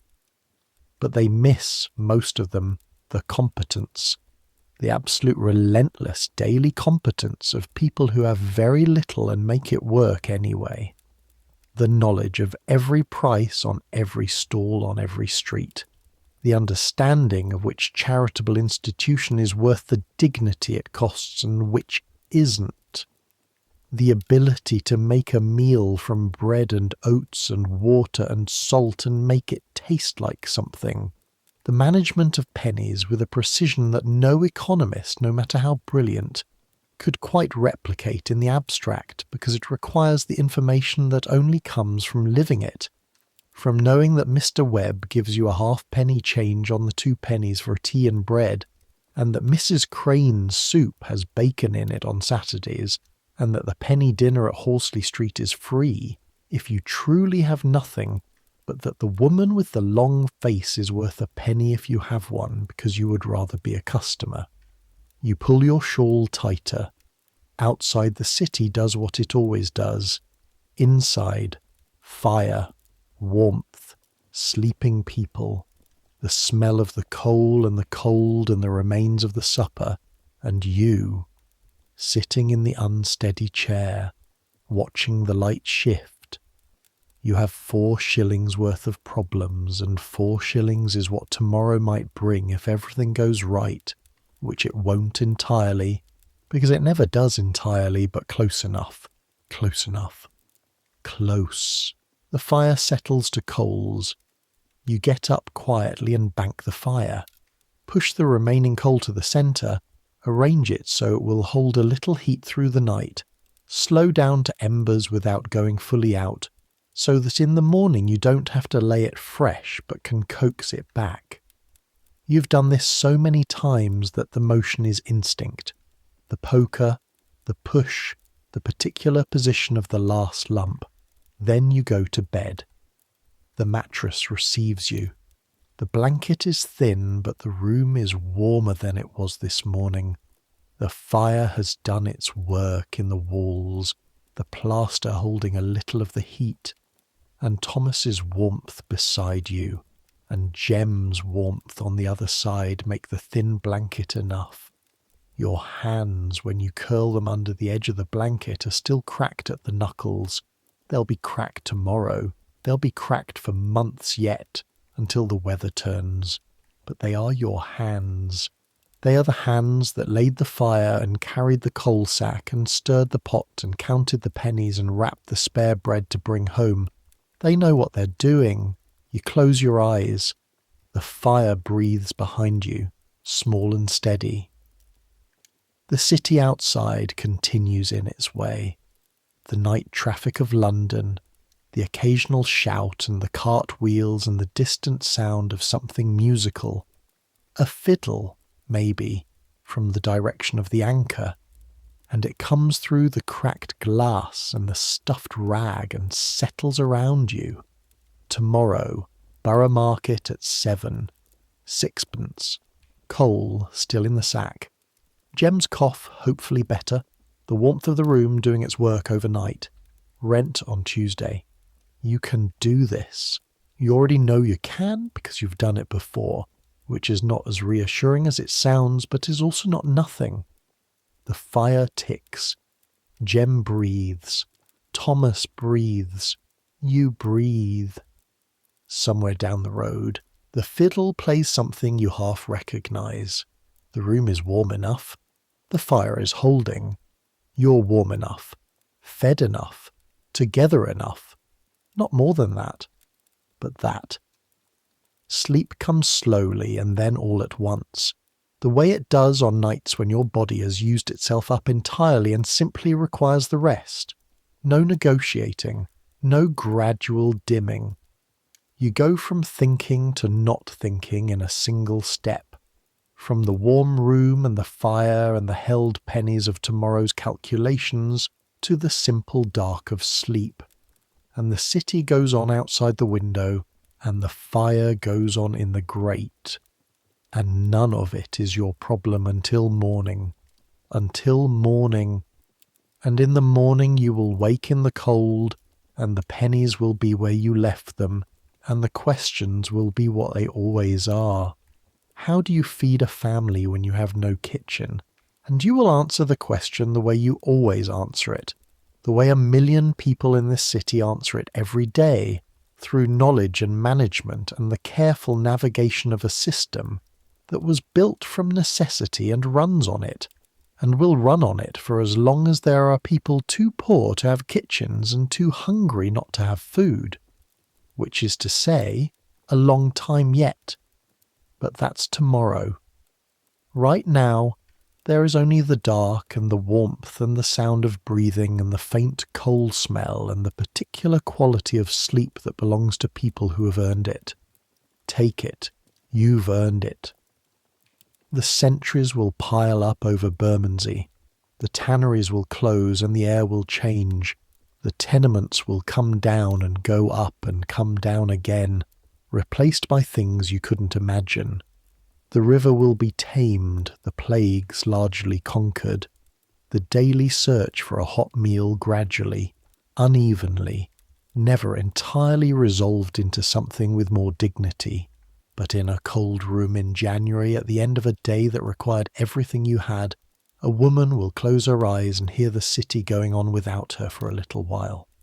That part doesn't change. The rest you can't know. You don't need to. Sleep. The fire holds. Good night. Morning comes before you're ready for it. The church bells pull you out of sleep in the dark, and for a moment you don't know where you are in time. Whether it's yesterday still or a different day or the same day somehow repeating. Then the cold settles on you like a hand on your chest and you know exactly where and when you are. Sunday, January, the room, the cold fire. The fire! You sit up. The grate is dark except for a faint red pulse at the centre, one coal still holding barely. You get up fast and crouch in front of it and breathe on it, which is something your mother taught you, the way you can coax a dying fire back with breath and patience. And you add 2 thin pieces from the sack very carefully, placing them over the pulse without smothering it. And then you wait. It catches. Small, uncertain, but it catches. Thomas is already dressing. You can hear him in the dark behind you. The particular sounds of a man getting ready to go out in the cold before dawn. The efficient movements of someone who does this often enough that it requires no light. Coat, boots, the slight grunt of a man sitting to lace his boots when his back is stiff from yesterday. Fire's going, you say, quietly so as not to wake Jem. Good. He comes and crouches beside you for a moment, holding his hands out at the grate. His hands are big and rough, the knuckles swollen with the cold and the work, and the firelight makes them look older than he is. The hands of a man 15 years further on than 29. Borough Market, you say. It is not a question. Borough Market. He stands. Should be done by noon, maybe 1. Come straight back. He looks at you. He always comes straight back. He has never not come straight back. But you say it every time because the saying is its own kind of insurance, this spoken intention becoming the thing that keeps the world in order. Straight back, he says. He touches your shoulder briefly, one hand, and then he is out the door and down the stairs. You hear him all the way down. 3rd step, the one that goes left. 7th, the soft spot. The slight catch of the front door. Gone. You sit with the fire for a while, feeding it carefully, building it up in stages the way you build everything in this life. Slowly, with attention, not wasting anything. The room brightens very slightly as the fire grows. The walls are dark plaster, cracked in 2 places in the corner above the window where the damp comes through in autumn, and in the firelight they take on the amber brown of things that have been in use for a long time. Old things, absorbed things. Jem wakes naturally, which is better. He surfaces slowly as he does, and his first sound is not a cough, but a small noise of orientation, the noise of a child who has been deeply asleep and is working out where they are. "Papa, gone to work? Already? Borough Market." He absorbs this. He sits up. His hair is flat on the left side. He coughs once, half-heartedly, and then the cough doesn't develop into the rattle it was yesterday. You listen to it settle. The warmth of the room overnight has done something. "Is it cold?" he asks, looking at the floor. "Getting warmer?" He takes this at face value. He is 5 years old and he trusts you entirely, which is both the most important thing in your life and the most frightening, and slides off the bed and puts on his boots. Sunday has its own rhythm, different from Monday through Saturday in ways that go beyond the clothes shops and the church bells. Sunday is the day the street food economy contracts sharply, not entirely but significantly, and the contractions matter if you depend on it. Mr. Webb's stall is not there on Sundays. He rests or he does whatever he does with the day, and his corner of Bermondsey Street is just a corner. Mrs. Crane's cook shop closes after the Saturday evening service and doesn't reopen until Monday morning. The pie man, most of the street sellers, the eel woman on Tooley Street, Sunday, fewer of them, shorter hours, later start. The penny dinner at Horsley Street does not run on Sundays. The Reverend Alderton is otherwise occupied on Sundays. This is the particular cruelty of Sunday for poor households. The day of rest that the city imposes is the day when the cheapest and most accessible food is also least available, and you cannot make up for it the night before because you don't have the money or the storage, and you cannot make up for it the following morning because Monday doesn't begin in time to prevent Sunday's hunger. What you can do is plan the night before, which you did. The oats in the chest, measured out, about 3/4 pound, enough for this morning and tomorrow morning and possibly Tuesday if you stretch it. The bread, what's left of yesterday's, stale now but usable. The fire, which is going. You make porridge. This is the closest thing you have to a domestic triumph. Porridge made over your own fire in your own pot, from ingredients you own in your own room. The oats go into the water in the pot, which has been heating for 20 minutes and is now properly hot. You stir with the worn wooden spoon. The smell of it, the particular warm grain smell of oats in hot water, is more comforting than it has any right to be. It is the smell of enough, of managed, of this morning solved. Jem watches from the bed, sitting cross-legged with the blanket around his shoulders, tracking the spoon with the focused attention of someone who's been told the porridge is coming and is not yet prepared to believe it entirely. "Almost," you say. "How much almost?" "About 5 minutes almost." He settles back slightly. "Can I have sugar?" You think of the sugar. There is sugar in the paper packet in the chest. Not much, but some, the last of a £1/4 you bought last week. The sugar costs money. The sugar also makes Jem eat the porridge faster and with more enthusiasm, which means he gets more of it into him in less time, which means less fighting about finishing the bowl. A little, you say. He smiles. The smile is very clean and very morning specific, and it goes straight through you the way his smiles always do, with a force that is out of proportion to the size of it. You serve the porridge into the 2 bowls. You add a small pinch of sugar to his. Your own you take plain.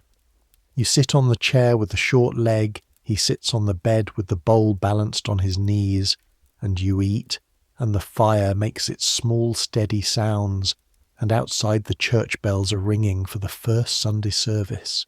The full rolling sound of them beginning a block away and being answered by churches further out.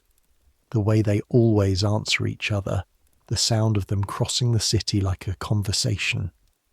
Which church is that? Jem asks. He is always asking about the bells. He cannot see the churches from the window. The building across the road blocks most of the view. But he has been developing over the months a mental map of the Sunday soundscape, trying to match the sounds to the names he knows. St. Mary Magdalene, you say? Probably. And the other one? Further away, could be several. He considers this. Are there a lot of churches? A great many. Do they all ring at the same time? Near enough. He eats a spoonful of porridge, thinking, why? You think about how to answer this in a way that is true and simple. Because everyone starts at the same time, so they all ring together. He accepts this. He eats another spoonful. Papa will hear them at the market. He'll hear them. Does he know which ones they are? Your father knows the streets better than I do. He probably knows the bells better too.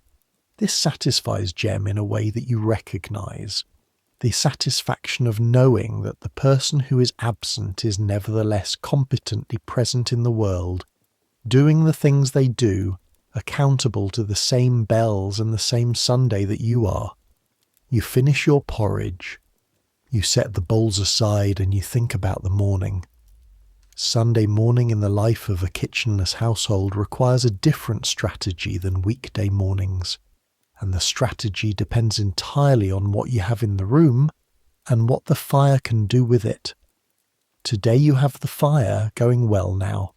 You have the remaining oats, which you will hold for tomorrow's breakfast because routine is the cheapest luxury, the thing that makes morning manageable.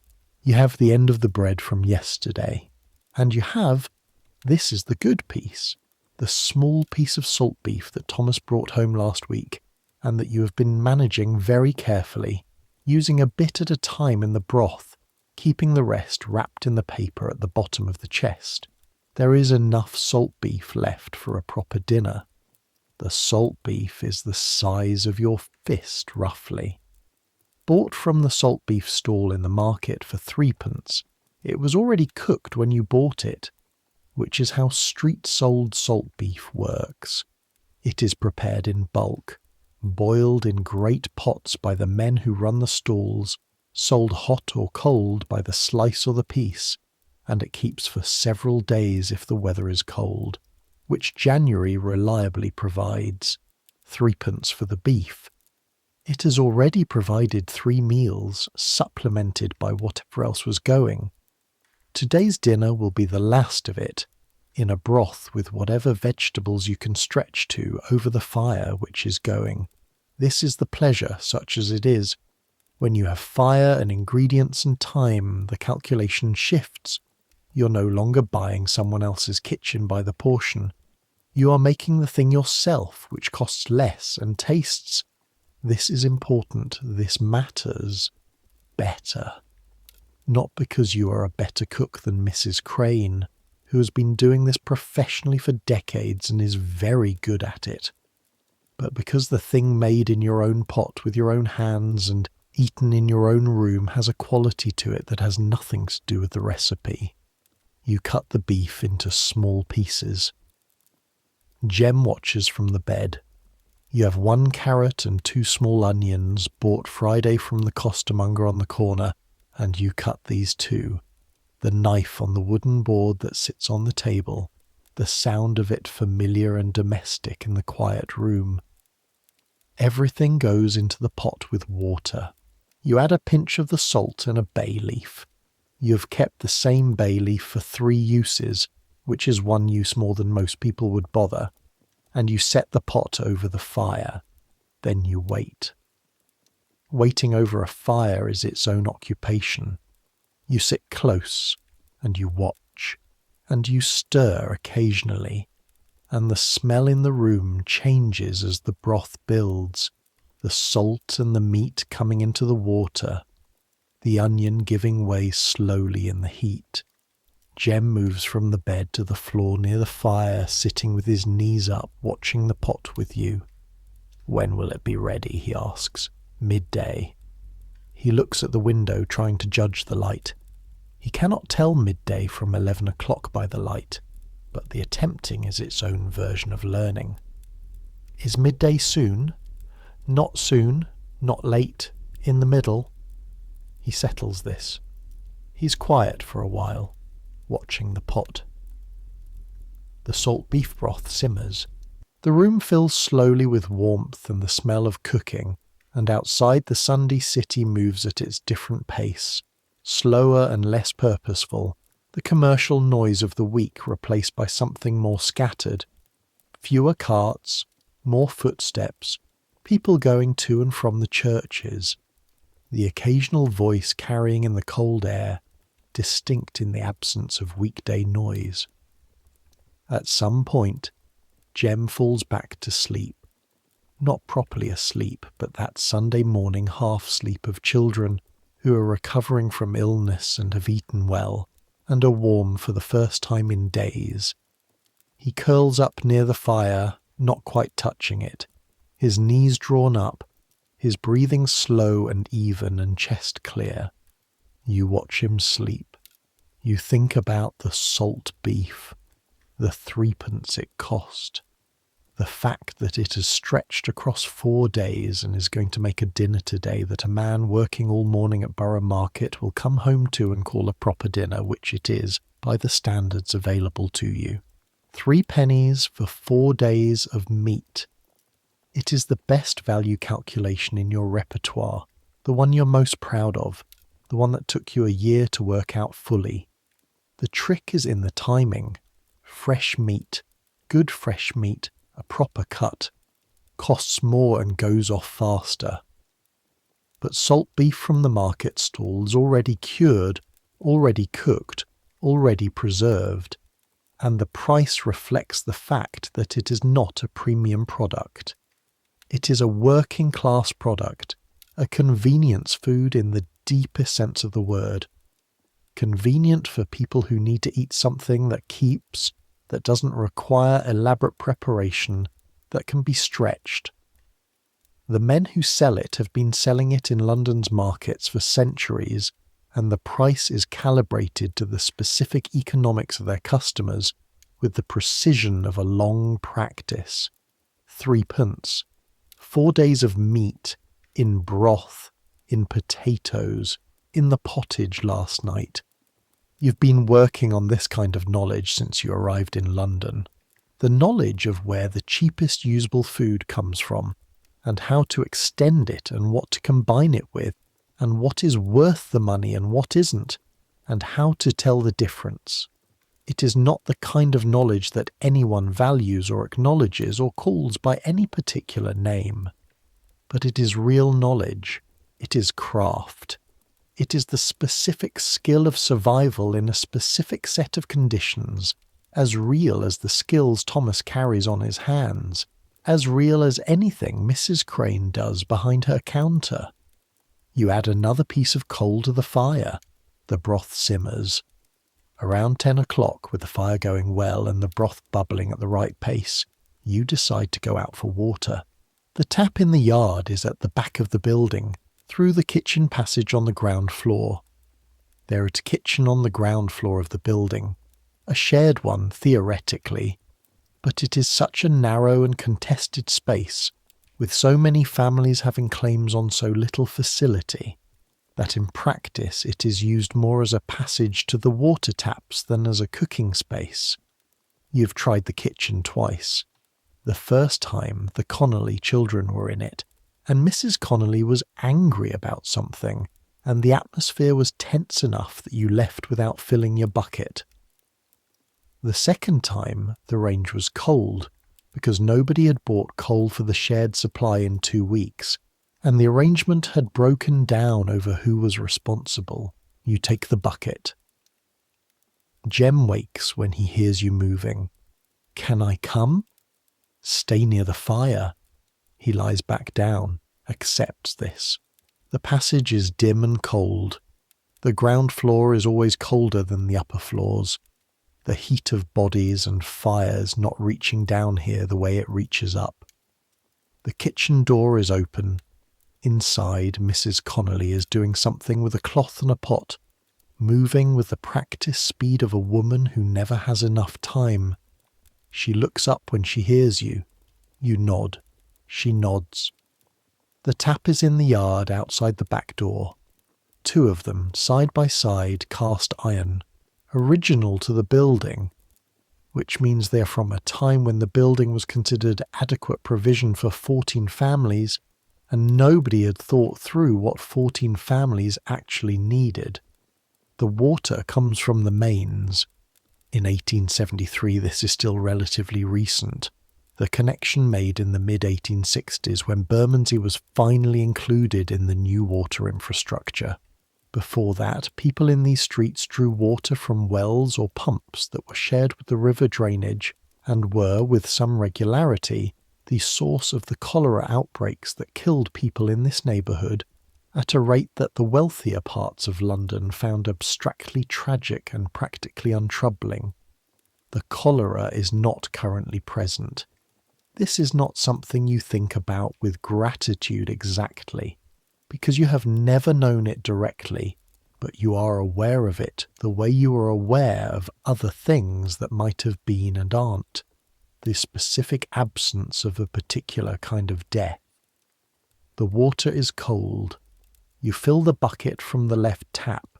The right one drips from the joint in a way that runs water down the outside and onto the ground and wastes it, a detail that has annoyed you since the first winter, and carry it back inside. Mrs. Connolly has not left the kitchen. She's still moving with the pot and the cloth, doing something purposeful. Her youngest is on the floor near the range, which is cold but provides something flat and slightly less draughty than the stone, playing with a piece of cord with concentrated dedication. Sunday, she says, not looking up. Sunday, you agree, it is its own sentence. Sunday meaning this again. Sunday meaning the particular difficulty of the closed cookshops and the shortened street food hours, and the question of midday dinner managed entirely from whatever you already have. How's the boy? She asks. She means Jem. She has 7 of her own and tracks them with a comprehensive attention that extends to the children of the people around her, which you find both impressive and slightly alarming. Better, you say. Fire helped. She nods. Get the steam into him. I use a pot of hot water and a cloth over his head, mine. Hold it over the pot. Opens everything up. I'll try that. Works better than most of the stuff they sell you. She says this with the emphasis of a woman who has spent money on the camphorated oil and similar remedies, and concluded that the boiling water is more effective. You file it. Your husband working? She asks. Borough Market. Just the morning. Pat's at the river. Pat is Mr. Connolly, who you know by name and recognise on the stairs but have never properly spoken to. He works anywhere that will take him on a daily basis, and on Sundays there is apparently work at the river in some capacity. Good, you say, meaning. Good that there is work. Good that someone is earning in this building today. She says, meaning, good in the narrow sense that is the only sense available. You take your bucket back upstairs. The broth smells right when you push open the door. Richer now, More developed, the onion fully surrendered to the liquid, the beef giving off everything it has left to give. Jem is awake again, sitting up on the bed, immediately alert to the fact that you have returned and the food is still cooking. Soon, he asks. A bit longer. He lies back and stares at the ceiling. This is something you have noticed in him recently, in the last few months. A new patience. When he was 3, 2, he would have asked again in 60 seconds. Now he lies back and waits, with a quality of stillness that is not resignation but something more considered. He is learning to manage waiting the way you manage waiting, as an activity in itself, something with its own practice, its own internal technique. Children absorb what the life teaches. This is simultaneously the thing that makes them resilient and the thing that breaks your heart. You stir the broth. You taste it with the wooden spoon carefully, the way you test everything, with attention. It needs another 10 minutes and possibly a little more salt. The morning passes. Thomas comes home at 12:30. You hear him on the stairs before the door opens. The familiar step, but faster today, lighter, which means the morning went well. He opens the door and the cold comes in with him, and he is wet about the shoulders from what must have been a shower at some point, and he is also visibly better than he left. There is something in his face, not quite satisfaction, because satisfaction is too comfortable a word for what one morning's work at Borough Market provides, but something closer to it than the corroded exhaustion of yesterday. He has money. He puts it on the table, 6pence, as promised, plus 2pence more that he doesn't immediately explain. 8pence, you say. The man needed an extra hour. I stayed. He takes off his coat, hangs it on the peg behind the door, one of the only fixed improvements you've made to the room, the peg, hammered in yourself with a borrowed mallet, and sits on the bed. Something smells right. Salt beef. He looks at Jem, who has climbed up next to him already. How's the cough? Better, Jem says, with the confidence of a child who has decided the cough is over and is proceeding on that basis. Mrs. Connolly says steam, you say. Hot water under a cloth. Thomas nods. He will trust anything Mrs. Connolly says about children complaints, having observed that she has 7, and they are all extant. 8pence plus. The 1 8.5 penny from yesterday minus the 4pence for coal equals 2.5 a penny, and rent is 1 6, which is 18pence, which means you need 15.5 penny more, versus the 2 shillings and half a penny you have. Subtract the rent and you have 6.5 penny. 6.5 penny for everything between now and whenever more money comes in. This is still thin, but 6.5 penny is a different quality of thin from 4 pennies. It's enough, you tell Thomas.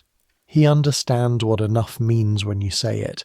He has learned the same language you've learned. You serve the broth. 3 bowls, because this morning Jem gets his own. The beef in pieces at the bottom, the vegetables soft and giving, the liquid a deep brown yellow from the onion and the long cooking. You have bread to go with it. The last of the stale bread from Friday. Harder now, but the broth softens it. You eat at the table, all 3 of you, which requires some arrangement. The table is not quite big enough for 3 plates, so Thomas's bowl sits on the chest and he eats leaning forward.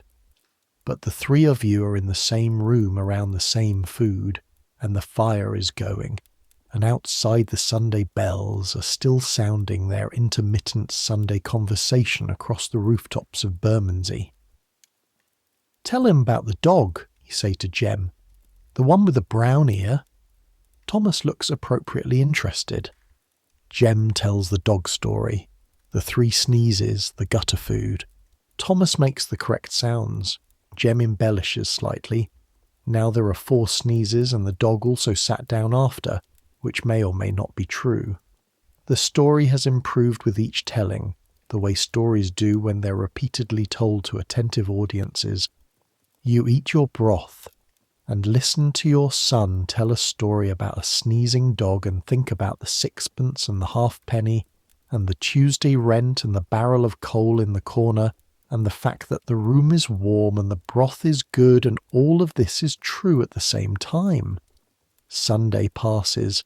Monday arrives with the same grey January light and the same cold, and now you understand that it is going to be this cold for a while yet.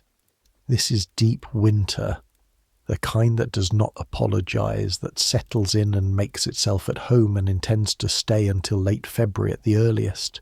You learn the cold of each year the way you learn other persistent conditions, its specific character, its particular demands, what it requires of you. This winter requires coal managed carefully, food hot when possible, Jem's chest kept warm, Thomas's hands kept functional, because a labourer whose hands don't work properly can't work, and a labourer who can't work does not bring home the money. Thomas's hands have been a concern since December. Not badly, not broken, not infected, but the knuckles on his right hand are swollen and stiff in the mornings, in a way that takes an hour of work to ease, and you've been watching it. The dock work is hard on hands, the ropes and the crates and the cold, and there are men in this building, older men, who have the same problem advanced 20 years, hands so damaged by decades of heavy cold work that the joints barely move. You do not let yourself think about this too directly. Monday means Mr. Webb's stall is back.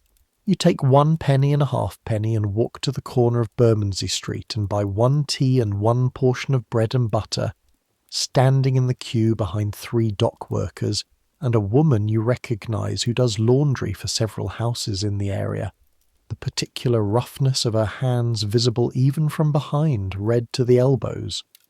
Cold, she says, to nobody specifically. January, you say. She snorts, meaning yes, and. Your tea is hot, and your bread is buttered, and you drink half of it standing at the stall and carry the rest back to Jem, who eats the bread sitting on the bed with his coat on. His cough is noticeably better this morning. The overnight warmth and the broth have done something real. He is not well.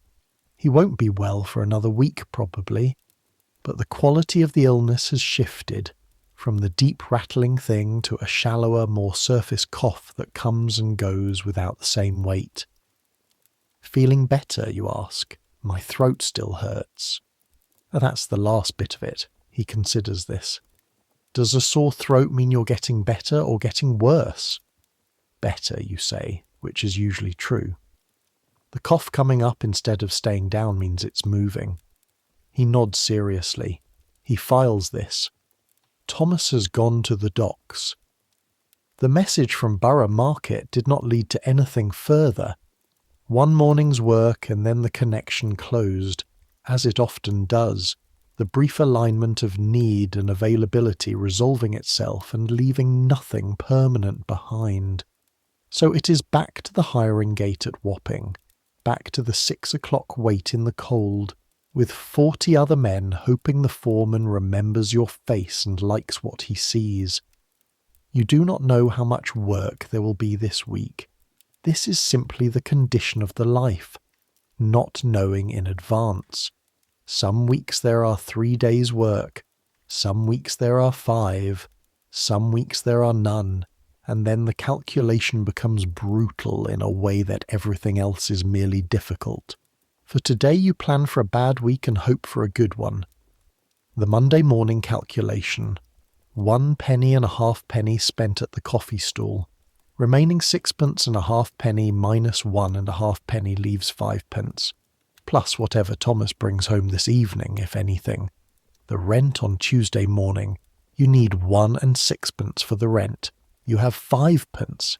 You need 11 pence more. Thomas must come home with 11 pence or more today, or Tuesday morning requires a different solution, which means Mrs. Pilkington and her pointed conversation at the bottom of the stairs and the particular combination of apology and practicality that has become one of the regular negotiations of this life. You hate the negotiations with Mrs. Pilkington, not because of Mrs. Pilkington herself, who is not a bad woman. She's a woman in an intermediary position, collecting rent for a man she probably never sees either, operating within a system she did not design and has no power to reform. She is not cruel. She does not add malice to the transaction, but the transaction itself carries weight. The weight of being in a position where you require her patience, and the patience costs something, and what it costs is not money, but the specific dignity of being a person who pays their way, which you are not quite this week. You've been not quite a number of times. You will probably be not quite again. This is the condition of life at this income level in this city in this year. Irregular, unsteady, always close to the edge of the accounting, never quite falling over and never quite comfortable enough to stop watching. Jem is watching you in the way children watch when they sense something is being calculated. What's happening? He asks. Nothing, I'm thinking. About money? You look at him. He is 5. He knows the thing you think about is money. A bit, you say. Is it bad? No, just counting. He accepts this. He has absorbed the word counting as a neutral activity. The way you've presented it, a thing adults do, unremarkable. You're glad of this.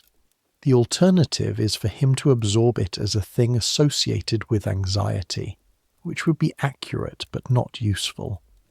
I'm going to go see Mrs. Deakin, you say. I'll take you.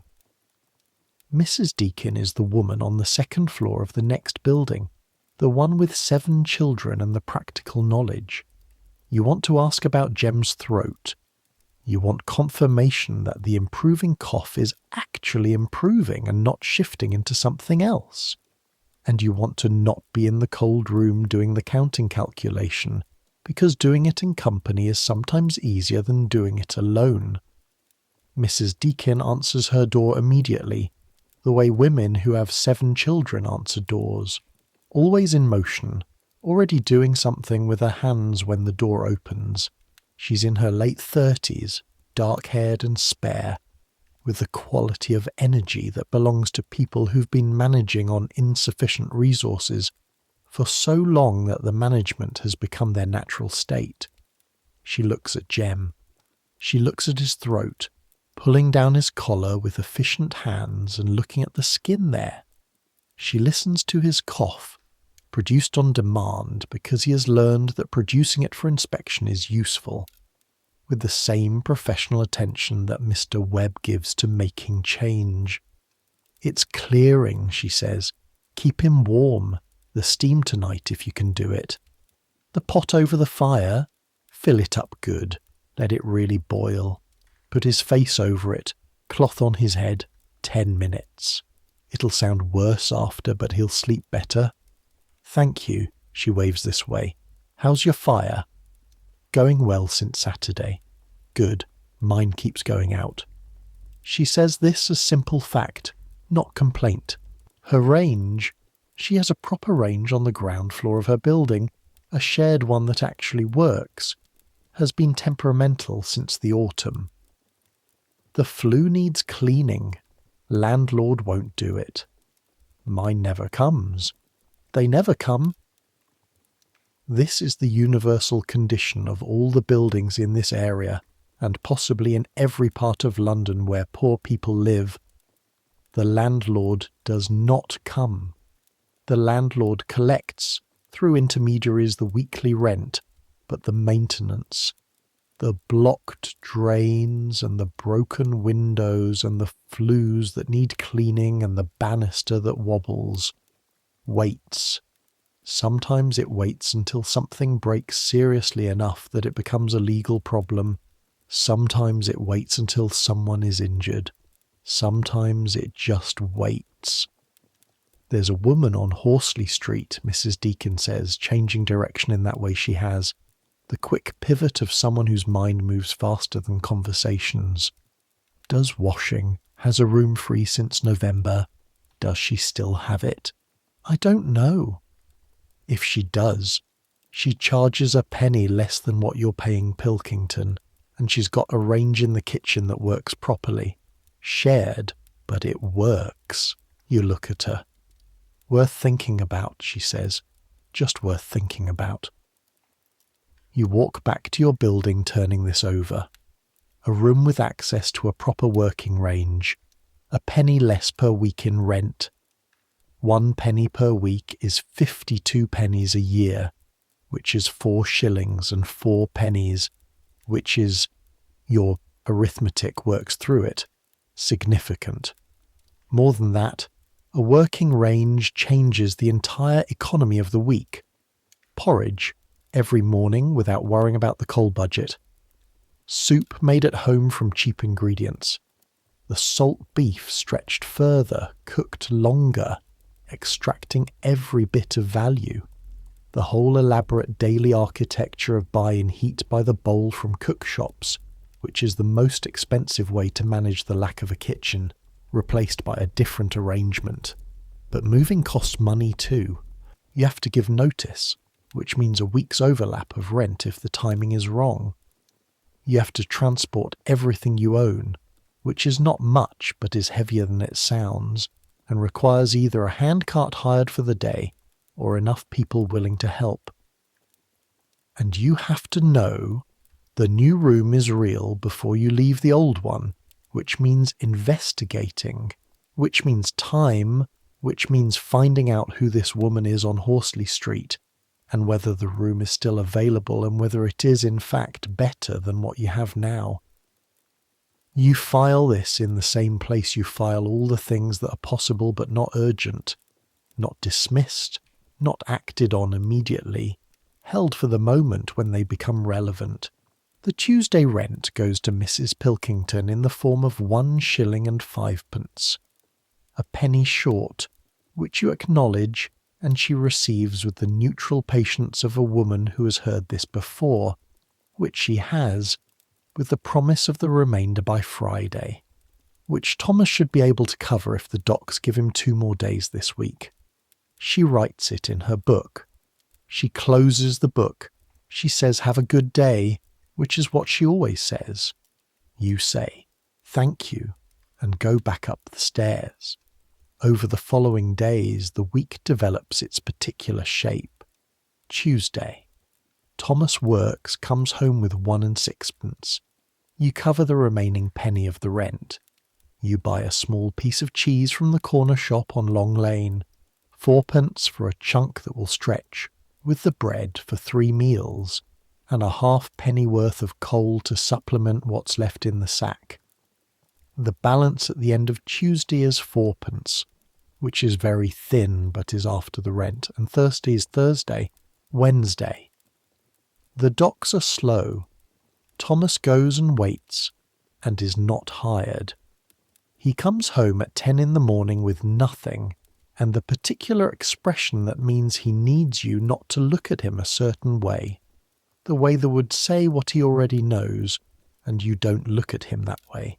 You make tea from the leaves you've been using twice, which produces a pale version of tea but is warm and wet and real, and you give him bread and the last of the cheese, and in the afternoon he goes back to the docks for the second hiring, and this time he is taken on for 4 hours and comes home at 6 with a shilling. Wednesday, the balance is 1 and 4pence.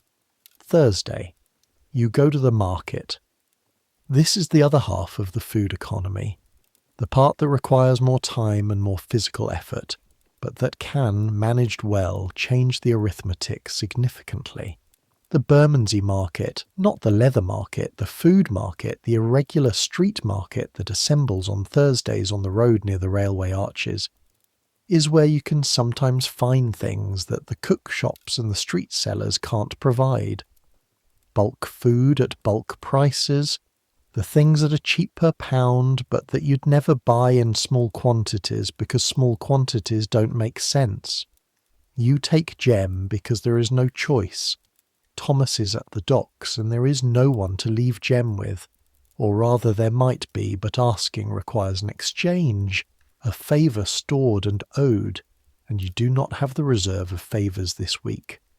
The market is already going when you arrive, the railway arches behind it making the particular damp echo of stone and iron overhead.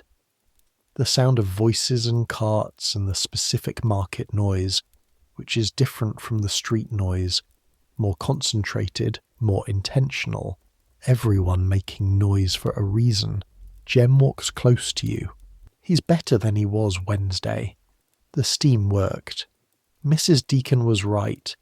An evening of breathing boiled water with a cloth over his head had loosened something, and he slept straight through and woke coughing less. He is still not fully well, but he is present in a way he wasn't earlier in the week, his eyes sharp, looking at everything. The stalls vary in what they offer, and knowing which ones to visit and in what order is part of the skill.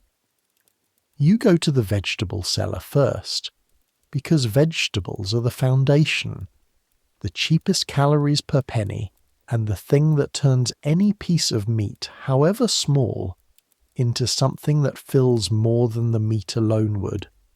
The man who sells from the end stall near the first railway arch does slightly older stock than the shop in Long Lane. Not spoiled, just past its optimum, the carrots soft at the tips, the onions showing their outer layer, and for this reason he is slightly cheaper. 2 large carrots and 4 onions for 2pence. You pick through them with the practiced speed of someone who's done this many times, choosing the ones with the least give, the firmest of the soft. The man watches you pick. You want the fresh ones, go to Long Lane, he says. Not unkindly, just stating the geography of the situation. I want these ones, you say, which is also just the geography of the situation. He takes the 2pence. You move on. At the end of the market, where the arch meets the turning for Leathermarket Street, there is a man who sells from a cart what he calls broken biscuits. They are exactly that. The fragments and crumbles from biscuit factories, the pieces that are too irregular to sell in their proper form and that are sold in bulk to whoever buys them and then sold here by the cupful. They are not nutritious in the way that proper food is nutritious, but they are sweet and they are a thing that a 5-year-old child finds extraordinary, and a cupful is a halfpenny, and a halfpenny is worth a thing that Jem will talk about for days. You buy a cupful. Jem receives them with the seriousness of someone receiving something rare. He eats them one at a time, walking through the market, making them last. The third stop is the man with the salt fish. You have been thinking about salt fish since Sunday. Salt fish, herring, mostly some cod, whatever the boats bring in that hasn't been sold fresh and has been preserved in salt, is one of the best value proteins available in London's poor food economy, and it has been one of London's staple foods since before London was this large, which is saying something. A pound of salt herring costs about a penny and a halfpenny. A pound of salt herring is 5 or 6 fish, each of which, properly prepared, becomes a meal for one person when combined with bread or potatoes. 6 meals from a penny and a halfpenny. The arithmetic is almost beautiful. The preparation is the difficulty. Salt herring needs soaking, 24 hours in cold water, changed once, to bring the salt level down to edible. During the soaking, the smell is intense and specific and not pleasant, which in a small room with people and a child presents its own challenges. After soaking, the fish needs cooking, over a fire, which means you need the fire going, which you do at the moment. Fried quickly in whatever fat you have, or grilled over the coals on a bent piece of metal, which is how you've done it before. But, and this is the calculation that makes you pause every time, the smell of the soaking herring spreads through the room, through the door into the corridor, and Mrs. Hatton on the first floor has said something, once, about the smell, in the particular manner of a woman who is making a complaint while not quite making complaint. And you have thought about it since and decided that managing the relationship with the building's other tenants is worth the minor extra cost of slightly less economical fish. You compromise. Mackerel, which costs a penny more per pound but is slightly milder, slightly better, slightly less aggressively present in an enclosed space. A penny and 3 halfpence for a pound of salt mackerel, which is 2 fish, which is 2 proper meals. 3 pennyworth of fish, 2 pennyworth of vegetables. You've spent 5pence at the market. You count in your head, walking back through the arch into the grey light of Grange Road. 1 shilling and a penny left. 1 shilling and a penny. And the week isn't over. This is the arithmetic of a medium week. Not bad, not good. The kind of week where the balance at the end of it will be something rather than nothing, which counts as success. Friday is payday for some of Thomas's occasional employers, not the docks, which pay daily, but the other work, the irregular jobs that accumulate in the course of a week's looking. A man on the borough who needed help moving furniture on Wednesday. A neighbour's acquaintance who needed a wall replastered, which is not Thomas's skill, but close enough to it that he did it for 6pence and came home with white dust on his coat. Between the docks and the irregular work, by Friday evening there is 1 shilling and 4pence in the tin on the ledge. 1 shilling and 4pence is not affluence. It is not anything that people who have more would call adequate. But it is above the line that matters, the line that separates having something to eat tomorrow from not having something to eat tomorrow, and it is stable in the way that a week can be stable, which means next week you start from a slightly less desperate position than you started this week from. This is what progress looks like at this income level and in this life. Not accumulation, not getting ahead, just the gradual reduction of immediate crisis. You've been doing this for 3 years. You know how it goes. The salt mackerel goes into cold water Friday afternoon and soaks overnight.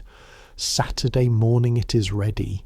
You cook it in the fireplace over the coals, the fish on a piece of bent metal you've had for this purpose. The smell of it cooking is intense and hot and good, in the way that preserved fish always smells good when it cooks. The salt coming off it in steam. Jem eats his portion with bread, sitting at the table systematically in the manner of a child who has been told that fish is good and has decided on the basis of this that it should be treated with respect. Thomas eats his piece over the fire, standing, watching the coals, and you eat yours sitting across from Jem, and for a Saturday morning this is a good breakfast. The fish has given itself to the soaking and the cooking, and there is substance in it, protein that will hold Thomas through the morning at the docks. Saturday. A week from the morning you counted 7 pennies on the ledge. Where does the week put you? 1 shilling and 4pence in the tin. No debt to Mrs. Pilkington beyond the usual week's rent that comes due Tuesday. Jem's cough nearly gone. The coal sack with a useful amount remaining. The fire manageable. You have moved the line, not far. The line is never moved very far in any given week, but it is moved. This is what it means to live without a kitchen in London in 1873.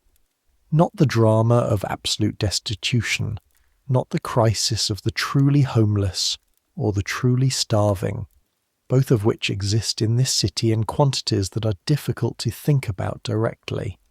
This is something else. The quiet, relentless, skilled management of a life in which the basic infrastructure of eating is absent, and must be reconstructed daily from the city around you, using money you don't quite have, and knowledge you've accumulated through years of expensive learning.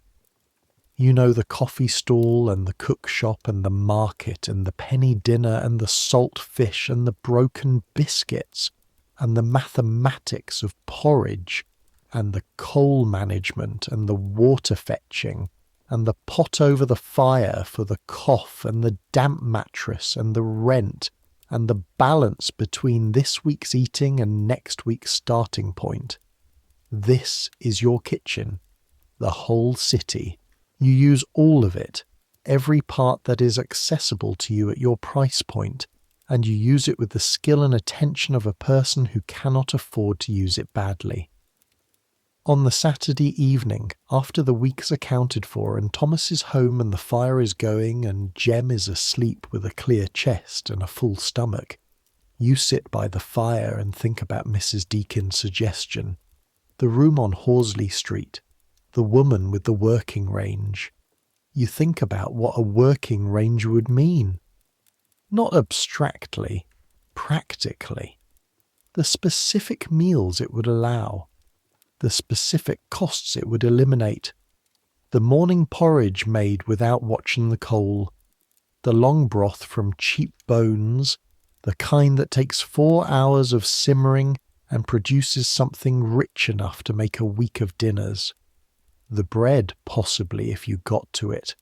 Your mother could make bread, and her mother could, and the skill is in your hands somewhere, not fully expressed because you have never had the means to use it.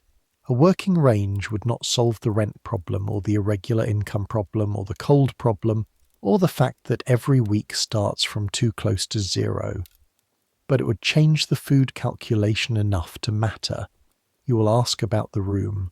This is not a decision. It is a decision to investigate, which is different and costs nothing and is always the right first step.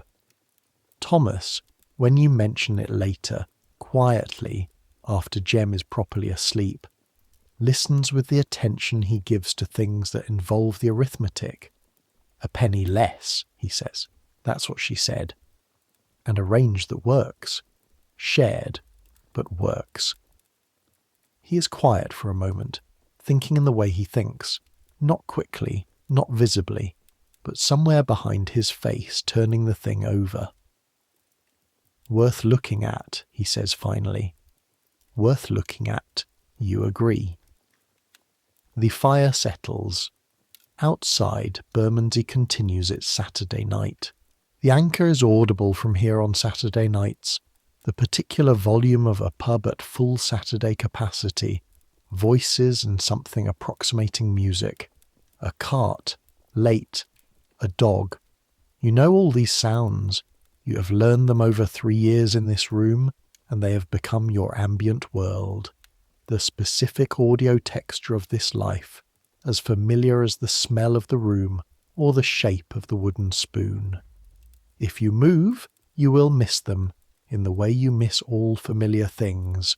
Not immediately, not dramatically, but gradually, in moments of quiet, when something is absent that was present and you realize only in its absence that it had become part of how the world sounds. But a working range. The church bells begin their Saturday evening sequence, the hour marking that runs through the night at long intervals, each one sounding different in the way that all the London bells sound different. Tone, tempo, the specific character of each foundry's work, each tower's height, each belfry's position relative to the wind. You listen to them for a while. Tomorrow is Sunday again. Sunday means the cook shops are closed, and the coffee stall is not on the corner, and the market does not run, and the penny dinner at Horsley Street is paused for the Lord's Day. Sunday means the fire and the oats, and the careful use of what you have. You have planned for it. The oats are measured, the bread is bought. There is a small piece of salt pork at the bottom of the chest that you've been saving, a bit of something substantial for Sunday's dinner. You are ready for Sunday. You are always ready. That is the thing. Whatever the week throws at you, you are ready. Or you become ready. Or you find the readiness somewhere in the hours between the problem appearing and the problem needing a solution. You've been doing this long enough that readiness is the condition you live in. You get up and bank the fire, coal to the centre, last lump placed just so, the poker arranged to keep the air moving, and you go to bed. The week ends, another begins. This is how it goes. It goes like this for a long time. The weeks accumulate. Winter loosens very gradually, the way London winters loosen, not in a day, not dramatically, but in small increments that you notice because you notice everything about the temperature and the light. The grey of January becomes the slightly different grey of February.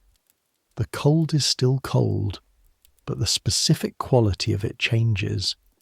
Less cruel, less absolute, more like weather and less like a condition. Jem's cough clears completely in the first week of February, which happens to coincide with a run of 5 days of work for Thomas at the docks, the best run in months, a ship that needed more unloading than expected and kept the extra hands on for the whole week. 5 days at 2 shillings a day is 10 shillings. 10 shillings. You handle it carefully, very carefully, resisting every possible impulse to spend more than usual, because the next week will not be this week, and the week after that won't be either. And 10 shillings managed well can provide a buffer that gets you further from the edge. You pay the rent for 2 weeks in advance, which Mrs. Pilkington receives with genuine surprise and the first warm thing she's said to you in months. You buy half a sack of coal. You put tuppence in the savings box, which is a tin box with a lid that used to hold something and now holds savings. The accumulation of small amounts over many months that you hold for specific purposes. A doctor, if Jem gets badly sick enough. A genuine emergency. You try not to look in the tin too often because the amount in it is never large enough to provide real comfort, and looking at it always makes you perform the same mental arithmetic, arriving at the same insufficient conclusion. After the coal and the rent and the savings tin and the week's food, you have 1 shilling and 3pence left over. You put it in the tin. February. In February you investigate the room on Horsley Street. The woman's name is Mrs. Fry, not the famous reformer, not any relation as far as either of you knows, just a woman of approximately 60 who took in lodgers after her husband died 3 years ago, and who has, according to Mrs. Deakin, a reputation for being straight in her dealings and not tolerating trouble. The room is on the first floor. It is slightly larger than yours, 12 by 12, which you measure with your pace count on the first visit, and it faces east, which means it gets morning light, which your current room does not. The range is in the basement kitchen, shared between Mrs. Fry and her 3 sets of lodgers. It is an old range, black iron, a pre-war model, but it has been maintained and the flue is clean and it holds heat properly. On the morning you visit to look at it, it is already going, the bottom oven warm enough to bake in if you needed to. You stand and look at the range for a longer time than is strictly necessary for an inspection. It is a simple thing, black iron, 2 hot plates on top, oven at the side. The surface of it worn and honest, the metal marked with years of use. There is a pot on the back burner, something slow cooking, something with onion in it. 1 penny less per week than Pilkington. The range. I can start the 1st of March, you tell Mrs. Fry. 1st of March is fine, she says. She's a small, upright woman with grey hair, and the no-nonsense quality of someone who's been managing difficult circumstances for a long time. There's a child, you say. 5. He's generally well behaved. I've had children before, she says. Noise I can manage. Damage I can't. He doesn't damage things. She looks at you in the way that suggests she's heard this before from parents of children who subsequently damage things, and reserves judgment. But she does not withdraw the offer. 1st of March, you say again. 1st of March. You shake hands. The 1st of March is 17 days away. 17 days is 3 more rent payments to Mrs. Pilkington, who takes the news of your leaving with the same neutral efficiency she has brought to all your interactions, neither glad nor sorry, simply noting it in her book and stating that she will need 3 days' notice before the end of the tenancy, which you provide. The move happens on the Sunday before the 1st of March, which is a Sunday that Thomas doesn't work, which is the point. You own very little, and it moves in 2 loads. Thomas carrying the chest and the pot and the bucket and the rolled mattress, you carrying the blankets and the clothes and the smaller things. Jem carries his own boots, which he insists on doing with a gravity appropriate to carrying important objects. The new room receives you. It is larger, and it faces east, and there is a crack in the plaster above the window that needs watching, but the floorboards are sound, and the door fits properly in its frame, and the window closes all the way. All the way. No rag stuffed into a crack. The glass is whole. You stand in the middle of the room and turn around once, taking the measure of it. 12 paces by 12 paces. Bigger, Jem says. A bit bigger. He walks to the window and looks out at the view, which is a wall and part of a neighbouring roof, and a square of grey February sky, which is admittedly not spectacular, but is different from the view from the last room, which was also a wall and a different grey sky. "Is this home?" he asks. "This is home," you say. He nods.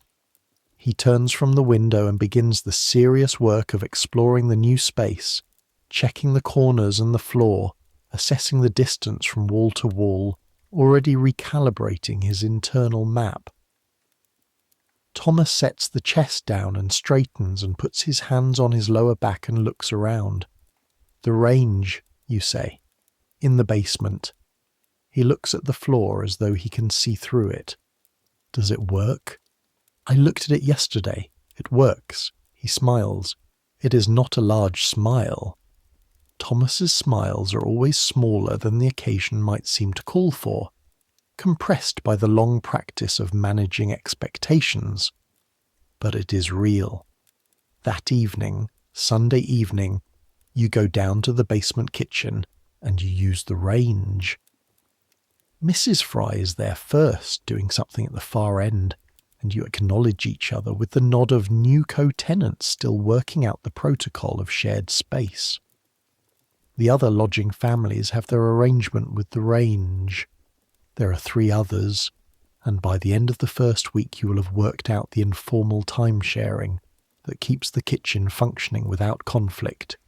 But tonight you simply go to the range and put your pot on the empty burner and light it.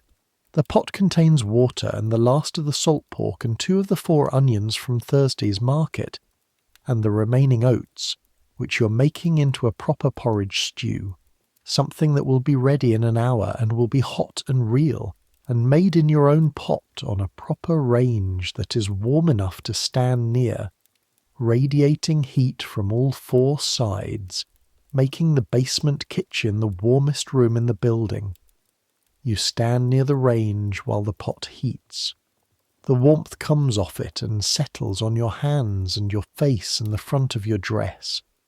It is not a violent warmth, not the sharp, focused heat of a fireplace, but a steady, even, encompassing warmth. The warmth of something that has been burning for a long time and intends to keep burning. A warmth that says it will be here in the morning and the morning after that. Your hands, when you hold them over the pot, feel the steam before the boil, the first breath of hot water rising. You watch it begin to bubble. You stir. The wooden spoon moves in the pot, tracing the same circle it has traced in every pot you have made. In the room upstairs and the basement of this building, and the room on Grange Road, and before that, in Essex, in your mother's kitchen, which is where you first understood that a kitchen is not just a room, but a kind of gravity, a centre that holds everything else in place. You did not have that gravity for 3 years.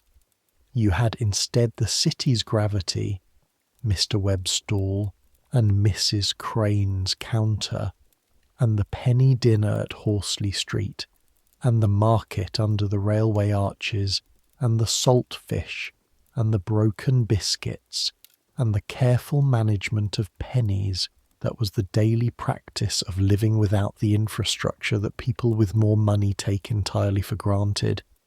You learned that city gravity well. You needed to. It kept you and Thomas and Jem fed through 2 full winters, through the sickness and the thin weeks and the irregular earnings and the rent negotiations and the cold, and the learning of it is yours, held in your body and your hands, and your knowledge of every price on every stall on every relevant street in this part of London. None of that goes away just because you now have a range. The range is not the solution to the problem of being poor. The problem of being poor has no kitchen-level solution. You're still a casual labourer's wife in Bermondsey in 1873, with irregular income and insufficient reserves, and a child who gets coughs every winter, and a room that is yours only as long as you can pay for it, and a future that is as uncertain as any future in any life at any time. But the range means porridge in the morning without counting the coal. The range means the long broth from cheap bones, 4 hours simmering, the whole basement kitchen filled with the smell of it. The range means the bread, possibly, eventually. Your mother's recipe somewhere in your hands, waiting for the conditions to exist. The range means a little more room between you and the edge. That is not nothing. The stew is ready in an hour. You carry it upstairs in the pot, both hands around the hot metal, the weight of it satisfying in a way that goes beyond the physical. The weight of a full pot, of an evening meal made from scratch, of the thing your mother did every day, and that you are now finally doing again. Thomas is in the room with Jem, who's showing him something to do with the corners of the new room, conducting some inspection or assessment whose logic is entirely interior. They both look up when you come in. "Ready?" Thomas says. "Ready," you say. You serve it into the 2 bowls and the spare tin cup that Jem uses, and you sit together in the new room with the east-facing window and the floor that doesn't have the soft spot and the door that closes all the way, and you eat. The stew is good. Of course it's good. It's been good every time you've made it, in every room, on every combination of fire and brazier and managed coal. The cooking is yours. That part travels with you. Jem eats his portion and holds the tin cup and asks Thomas what will happen to the dog with the brown ear now that you've moved. Thomas says the dog will probably find someone else to watch. Jem considers whether this is satisfying and decides that it is, on balance, though he maintains a brief expression of concern before allowing it to resolve. The new room is quiet in a different way from the old one. Less traffic on this street, different buildings catching the sound differently, but the city is still there. The same city, the same bells marking the same hours over the same rooftops, the same living machine of 3.5 million people that provides its own complex answer to the question of how you eat when you have no kitchen. You had no kitchen for 3 years. You have one now, technically, in the sense that it is available to you and real and functional and warm. But the knowledge you acquired in these 3 years is still yours. The map of the city's food economy is still in you. every stall, every price, every calculation. You will still go to Mr. Webb's corner on the mornings when the range is occupied, or you're out early, or the pennies are thin and the stall is the right answer. You will still go to Mrs. Crane when the situation requires it.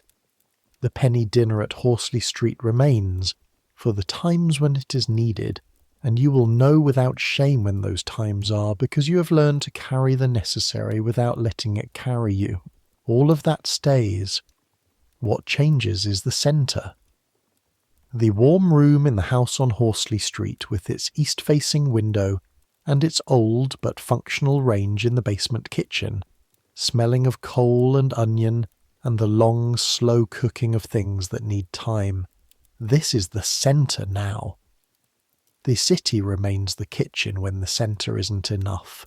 It always will be, for you and for the hundreds of thousands of others who live within half a mile of you, in the buildings and the courts and the tenements and the lodging houses, each of them navigating the same fundamental question in their own way, with their own set of pennies and their own knowledge of which stall to go to and when.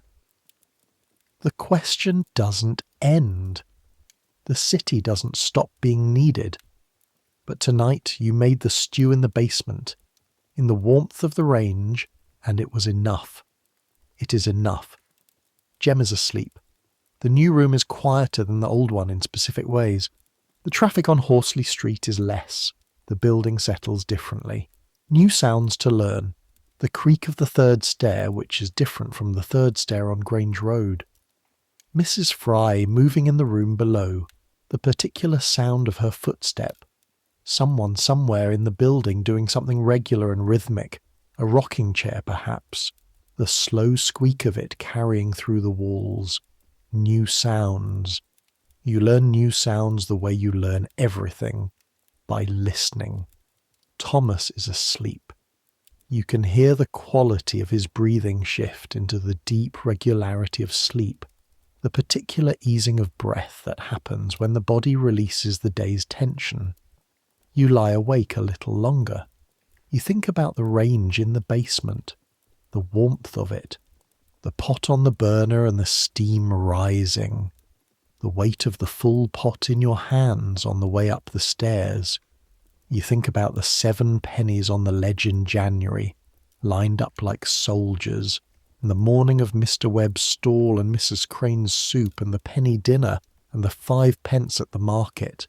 The week that started with almost nothing and ended with slightly more than almost nothing, which counted, which was enough, which was the skill and knowledge of 3 years in this city made visible in the arithmetic of a single week. You are still that woman. She is not gone because the range is available, but she is less alone in the city now.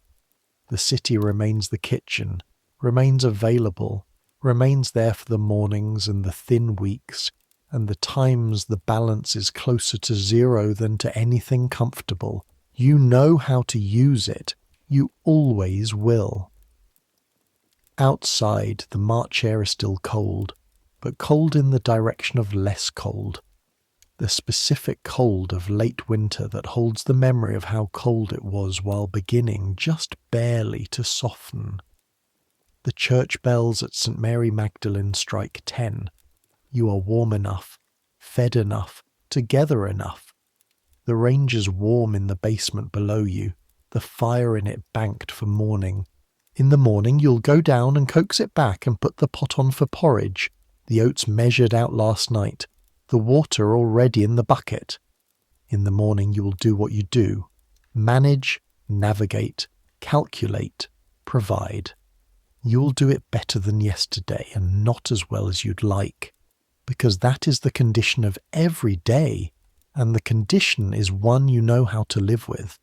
But that is morning. Right now, right here, the 3rd of March, 1873, in a room that is yours on Horsley Street in Bermondsey, South London. You are here, you are warm, you have eaten. The city goes on outside the window. The range holds its heat in the basement below. Centuries from now, someone will live where you are living. They will have a kitchen. Every room a kitchen, every room a range, the whole impossible infrastructure of comfortable eating woven into the building as if it always existed, as if it required no effort, as if 3 years of counting pennies and navigating a city's food economy was not the price of getting there. They won't know what it cost. They won't know about the 7 pennies in January, about Mr. Webb's stall and Mrs. Crane's soup with the bacon in it on Saturdays, about the penny dinner and the woman with the long face who takes the penny correctly and gives the food in return, about the salt herring and the broken biscuits and the market under the railway arches and the weight of a full pot of stew carried up 2 flights of stairs. They won't know, but the knowledge is real. The skill is real.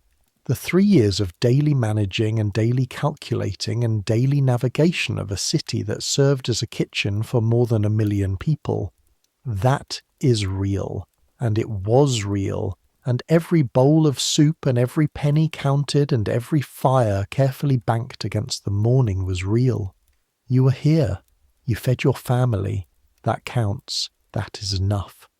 The bells mark the 1/4 hour. Your eyes are heavy. The range is warm below. Let sleep come. You've earned this rest. Let the city go on without you for a few hours. Let the sounds of it, the late cart, the distant tavern, the dog, the bells, let them come through the window and settle around you like a known thing. The familiar ambient music of the life you have built in this difficult, enormous, beautiful, terrible city.